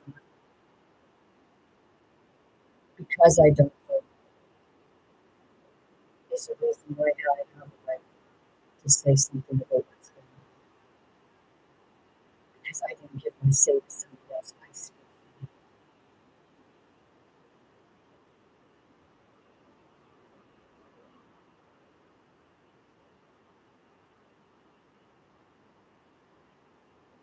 There's a whole line of fascism, fascist, but right now what they're doing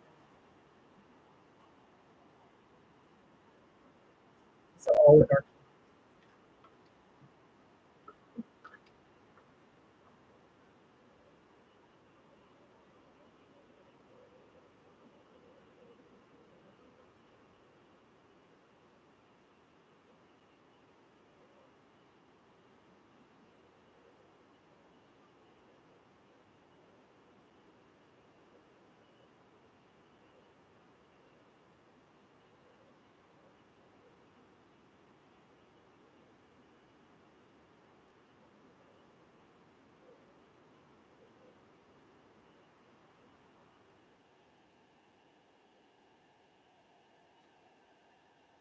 Look at the soul.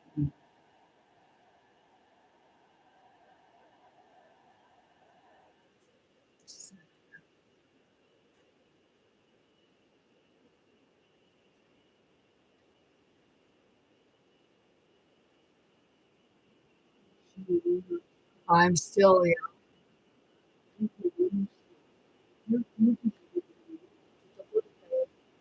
So, list of facet movements: Italy, Germany, Japan. Okay, I'll give you the dates. Italy, 1922 to 1943. Germany, 1933 to 1945. Japan, 1926 to 1945. Austria, 1933 to 1945. Brazil, 1933 to 1938.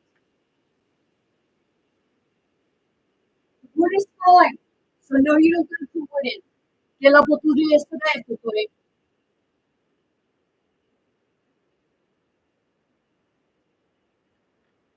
Brazil, 1932 to 1938. China, 1925 to 1949.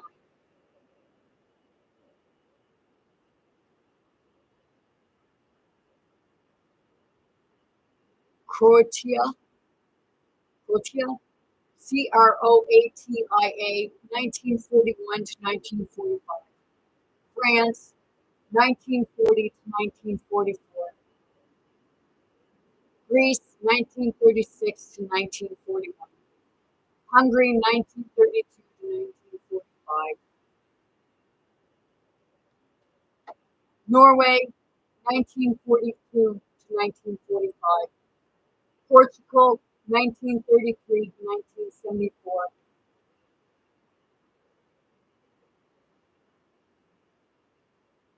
Poland, 1930s. Romania, Romanian, Romania, 1940 to 1944. Slovakia, 1939 to 1945. Spain, 1936 to 1975. South Africa, 1930s to 1940s. That was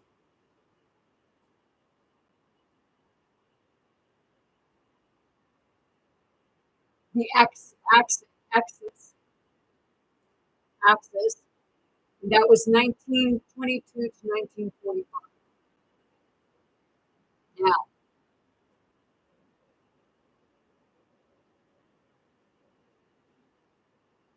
fascism and liberal,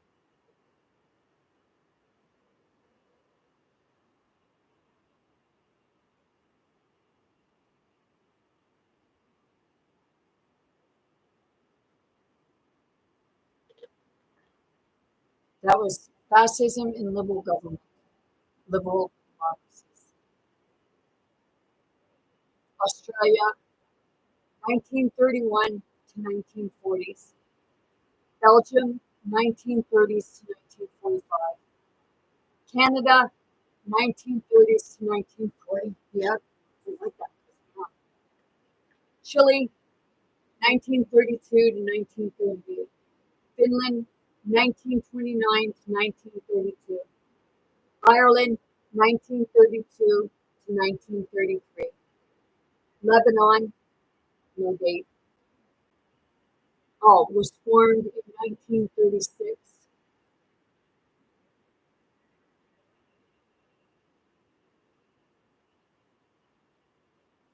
Mexico, 1930 to 1942.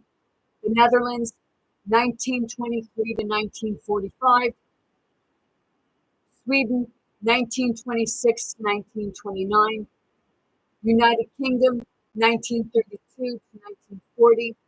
United States, 1922 to 1925. Wow.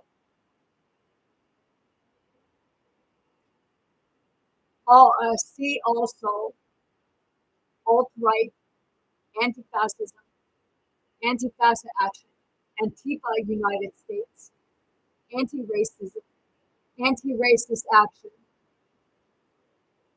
anti antiism, Christian fascism, fascism, Christian identity, clerical fascism, creativity, religion, definition of fascism, ecofascism, esoteric Nazism,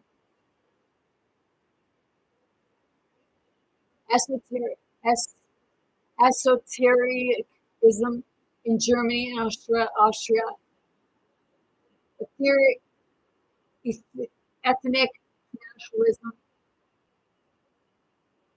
ethnicism, far right politics, far right subcultures, fascism and ideology, fascism in Austria or Asia, fascism in Europe, fascism in North America, fascism in South America, fascist international, geography of anti-Semitism, German Christians movement, Grand Council of Fascism, groups claiming affiliation with Israelites, history of anti-Semitism, identitarian movement, identity politics, list of fascist movements by country, list of Ku Klux Klan organizations, list of neo-Nazi organizations, list of organizations designed by the Southern Poverty Law Center as hate groups, list of nationalist organizations, nativism politics, nativism in the North Americans, neo-Confederates, neo-fascism, Nazism, neo-Volkius movement, occultism in Nazism, positive Christianity, racial antiism, rational nationalism, racism, racism country by country, radical right Europe, radical right United States, religious anti-Semitism, religious nationalism, religious terrorism, right-wing politics, right-wing populism, right-wing terrorism, social Darwinism, social Darwinism, stochastic stochastic terrorism, supremacy radical, supremacism radical, neutral nationalism, Volksista movement, white nationalism, white supremacy, wanton voc, exeniphobi, EX or XENOPHOBI.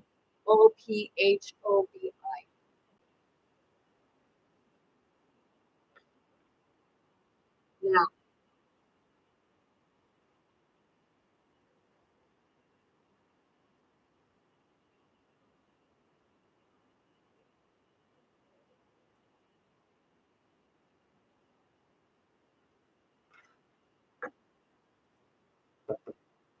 I'm going to show you this.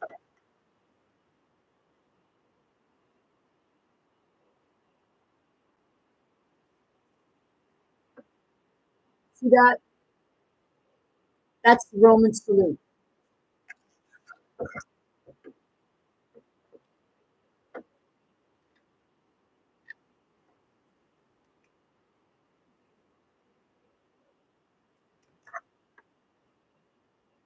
We'll get to that in a minute.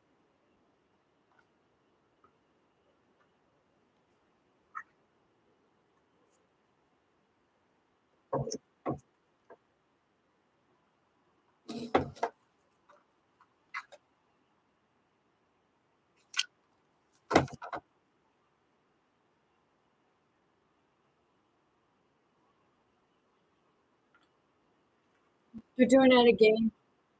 Another one.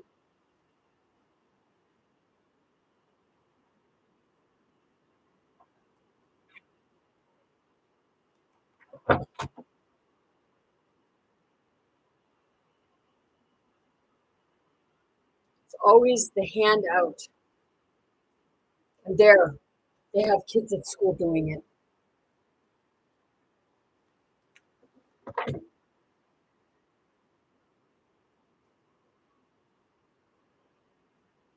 You know, children performing the Bellarmine salute to the flag of the United States. Yeah. What see?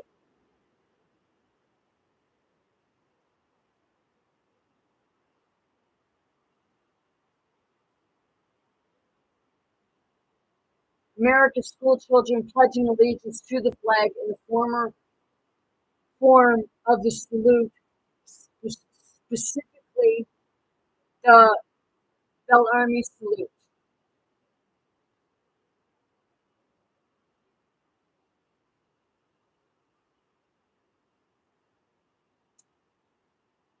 And that was 19th to 20th century United States on October 12th, 1892. The Bellarmine salute was demonstrated as a hand gesture to accompany the Pledge of Allegiance in the United States. The inventor of the saluting gesture was James B. Upham, junior partner and editor of the Youth Companion.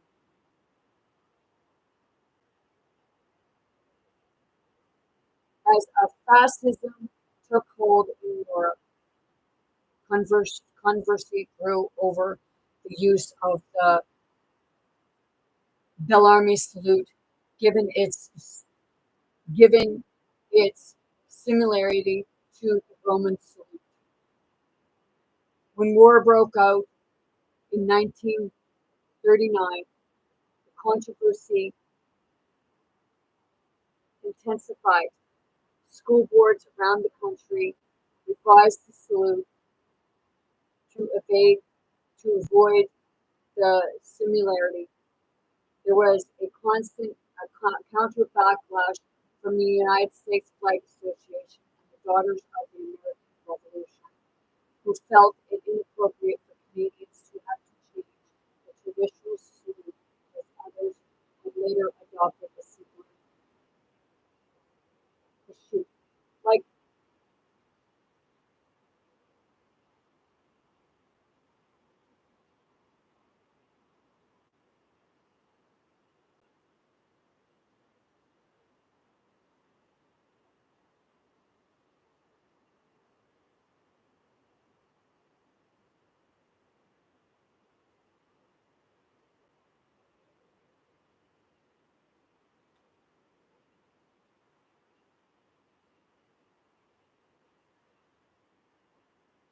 yeah, look at this.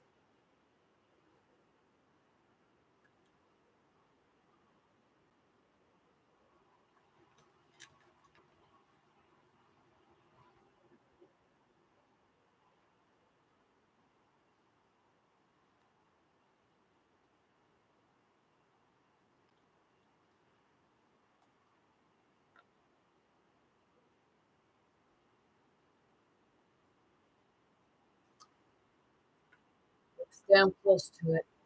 People say no.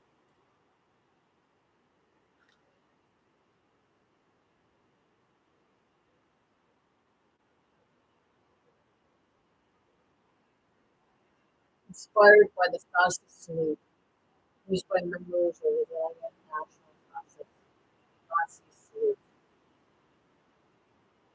The Nazi or Hitler salute disputed Nazi Germany in the 30s as a way to pay homage to Alfred Hitler. Adolf Hitler consists of rising, outstretched right arm.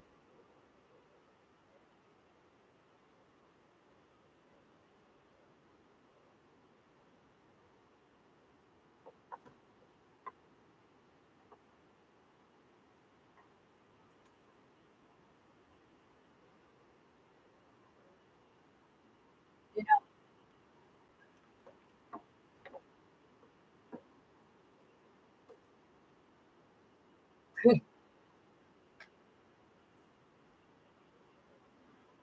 that was Nazi salute at a rally in 1933.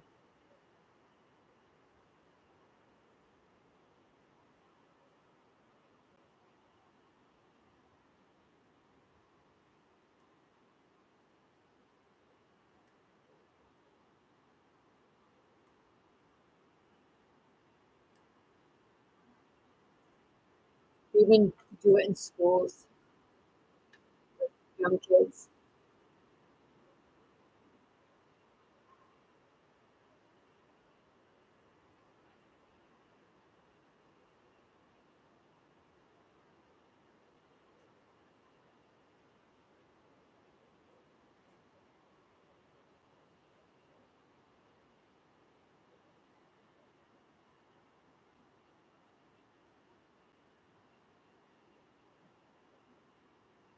It's the same thing that Hitler was doing, that Elon Musk did.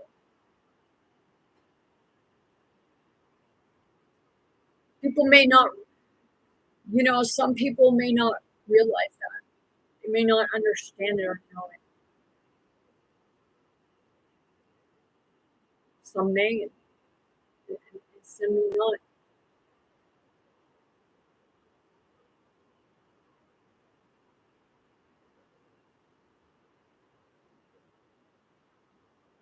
When Trump was doing this, was he trying to was he wanting to do something else?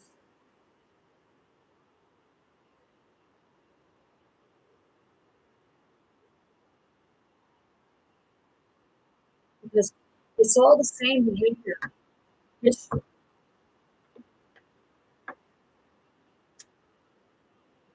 future proofs past. Past, future. We're all experiencing it now because it's still happening.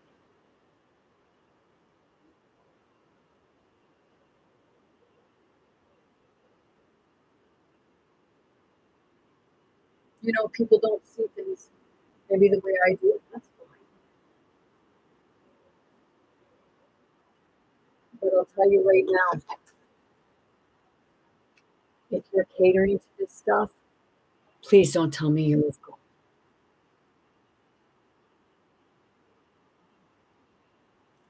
Seriously.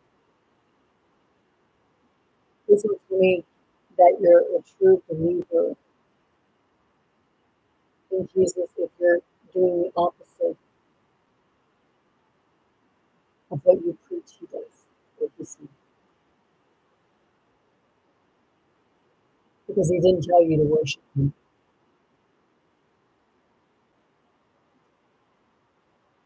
Well, you know, some affiliations will say that because, you know, they want to be worshipped. I looked up things with evangelical, okay? It got corrupted too. Because they're saying, give me this money. God wants you to give me your money. Here, I'll save you. How many of those, like,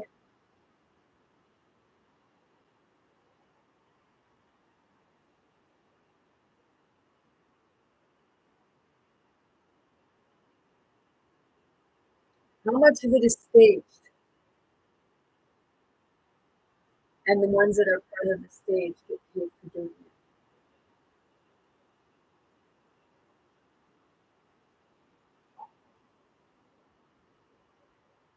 Because the gift wasn't to make money.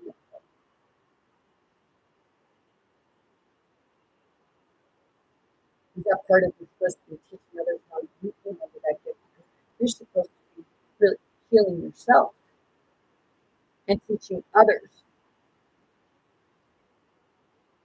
how you can learn how to do that.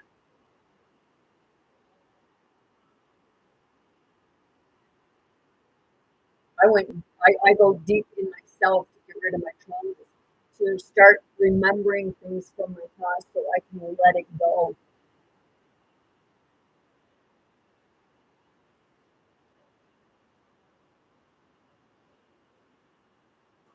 The way it keeps us repeating history.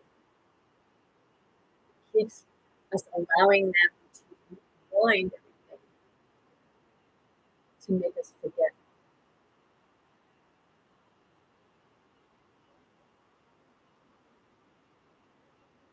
So once you see, you can unsee, and that is the shitty part. But it's not the shitty part. We feel like the shitty part. It's like, I want to go back to sleep. I want to go back to sleep. This gets real. But you know, once you get past that,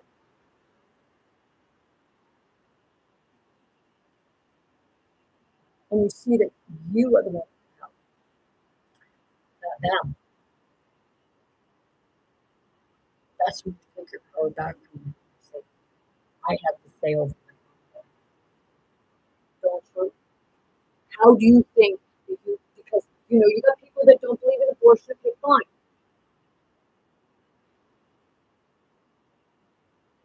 But see, you're taking the right away from somebody else about what goes on with their body. And, you know, you don't have that right. Do I think that, you know, people should be doing that? Well, that's up to them. But what I really think is, you know, instead of that happening, people should take the proper precautions. But it shouldn't make them a criminal.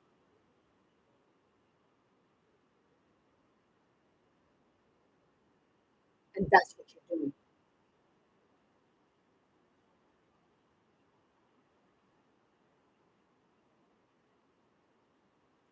So it's part of, you know, to the people that want to criminalize it.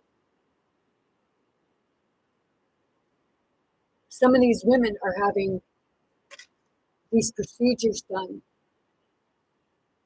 because they were raped.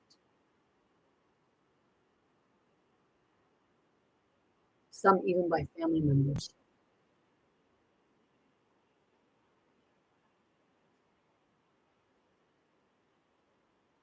So it's a part of, try to put yourself in somebody else's shoes before you decide that you want to freaking say. Because until it happens to you don't know what you do. I had somebody ask us, like, they thought that I was going to look down on them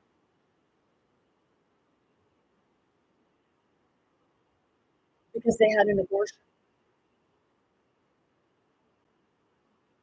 Why would I? It's your body, it's your choice.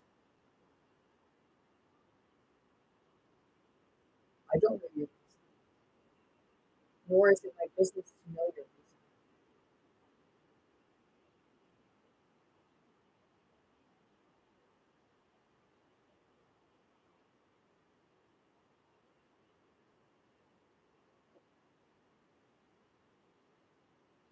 So before people learn about bullshit and shame, make people feel guilty, I have to ask, are they actually really giving abortions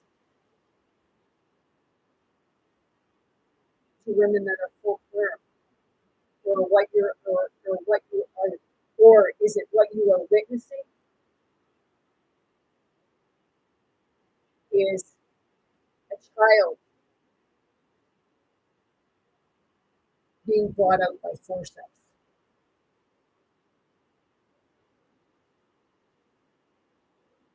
And they're telling you that it's an abortion.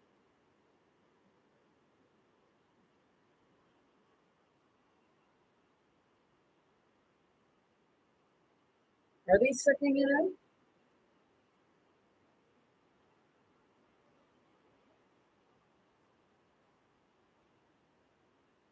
How do you really know? Maybe you're only seeing what somebody else is showing.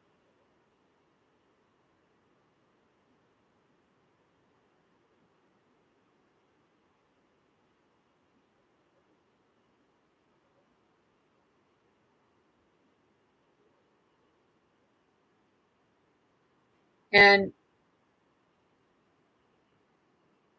are these people aware of what's happening? You know, maybe some women are put to sleep,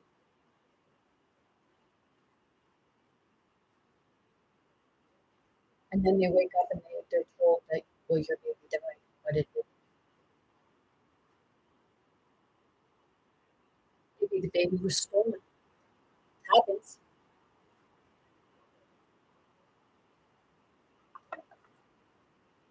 I got that. Somebody didn't like what I said about that. Did you ever hear switch to birth? They do steal kids from them. Like kids, children, newborns do get stolen from the hospitals. You people are talking about what happens with babies and stuff like that.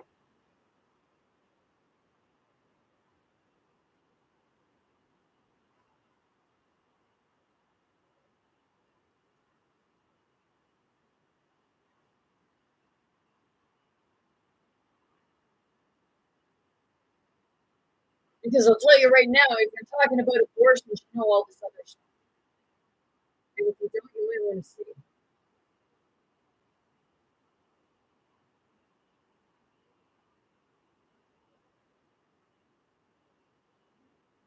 not about fighting each other. It's about standing together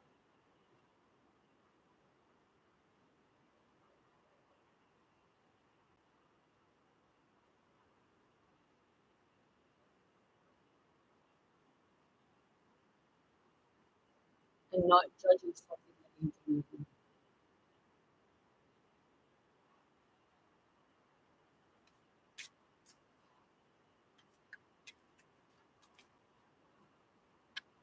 What does the universe want people to know?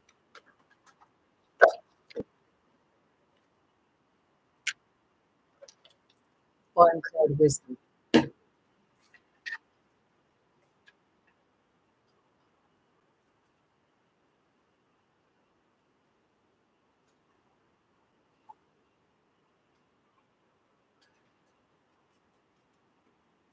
Shadow. Love begins. Going through the shadows to come to the wisdom. Love begins because there's a sacrifice, obstacles, challenges, heartache, and loss.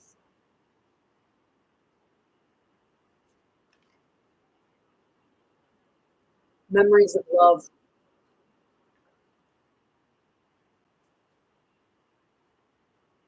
Awareness. We suffer in silence.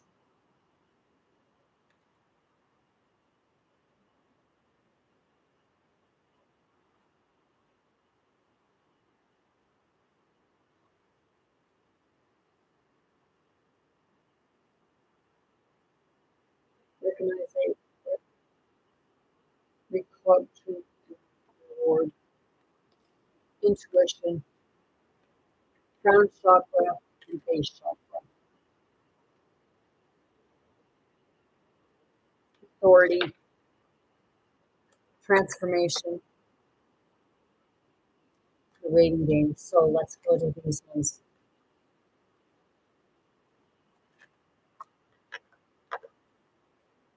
Okay. So we'll start with shadow because that's what we're looking through right now, the shadows. Because you're looking at shadow government and shadows within yourself.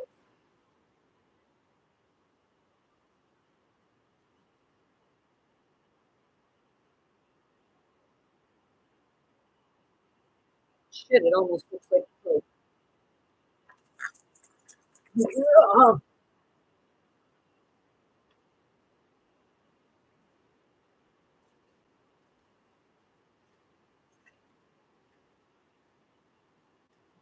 Shadow. This card represents emotion, sensitivity, and a reminder that nothing in life is as a standstill.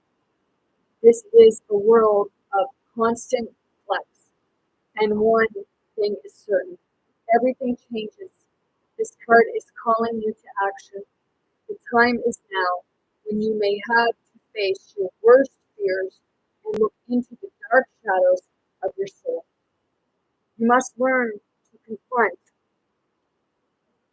what you've avoided and walk courageously through it. Always know that life naturally revitalizes itself, and as it does, so do you.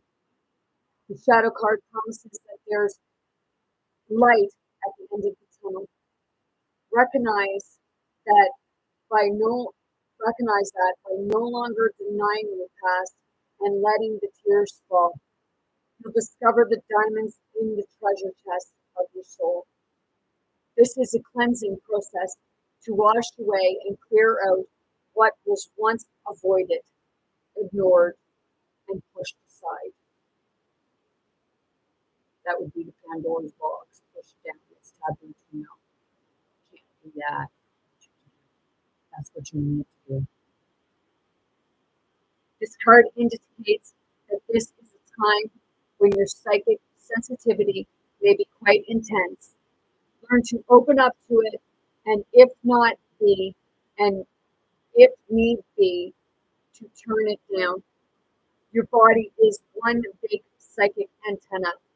So just remember that you're in control of how high or how low you want the reception to be. Mother Earth can assist you in this period of change, sensitivity, and healing. The Torch archetype, the moon. Wisdom.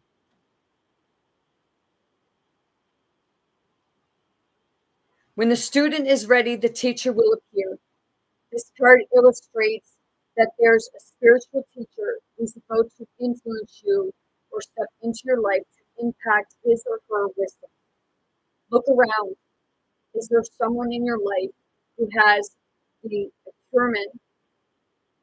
acumen, education, knowledge, and ability to integrate spirituality and its laws into the constraints of the physical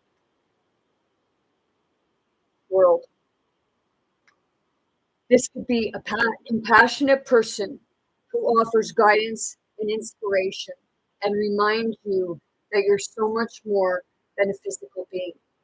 You're also a spiritual being with unlimited potential. You may have also drawn this card to confirm that it's time to reach out and find an organization or group of like-minded souls. Being part of a group where you can be yourself, share your thoughts, and get valuable feedback can infuse you and encourage you to be all that you can be. Kinder support helps you live life to your highest ideas, finding the true inspiration and enlightenment that's part of your soul. Over time, the student often becomes the teacher. So don't be surprised when others seek out and find you. This card of wisdom is letting you know that you have so much to share, whether you realize it or not. The Hierophant.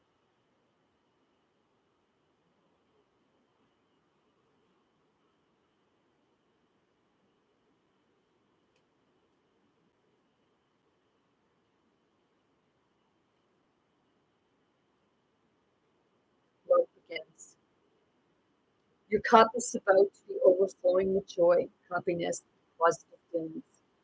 This is the first of the emotions cards, and therefore signifies that a new love opportunity begins. This doesn't necessarily have to be physical love, but could also represent the passion and devotion to an idea, a goal, or even a new creative endeavor. This would be a perfect time to open yourself and your heart to the higher vibrations and loving energy of the universe. When past issues are resolved, when forgiveness for others as well as yourself has been attained, and when your heart is truly open and ready to receive, then new roads leading you toward love will be revealed. And right after that is spiritual union. This card deals with relationships involving an emotional bond. It could be between new lovers, kindred souls, family members, friends, business associates, or partners. It could even relate to a project or specific situation. This would be the perfect time to realize that all relationships are really about you. Notice when you interact with different people in your life, are they giving you energy or taking it away? Is there an even exchange?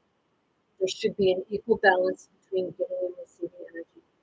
Relationships are mirror images of your own life.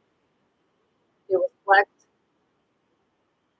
how you feel and treat yourself, and how you react and respond to various situations and individuals around you. Each and every union is an opportunity for soul growth. My channel is spirit to spirit, and when I get assertive, those spirits know exactly.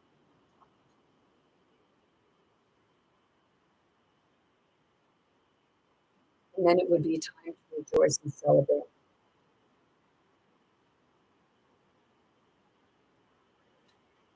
Victory is at hand. You're doing what you love most and are pursuing your passion. When you follow your heart and your intuition with that, there are no limits to what you can achieve. When the energy of excitement and love is present, you feel it within you.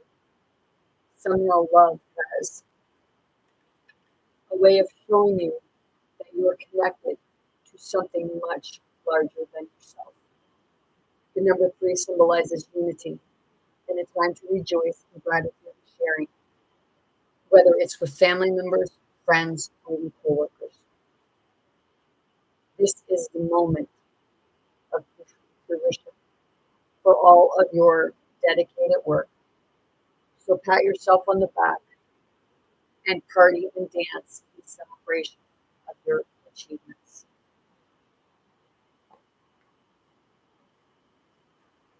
So with that being said, I'm sending you all much love, light, many blessings. Most importantly, very good health to anyone and everyone who wants you to see success. I want you all to be big, bold, brave. Most importantly, be yourself. Be your authentic self. Be who you are, not who somebody says you are. You have to be true to yourself and others. Be kind to yourself and others. And know that you have more strength than you. You can do it. Get through it.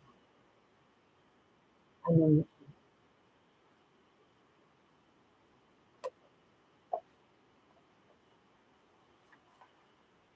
I didn't come here to beat you down.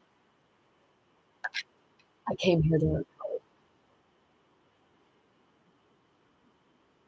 That's what solving means.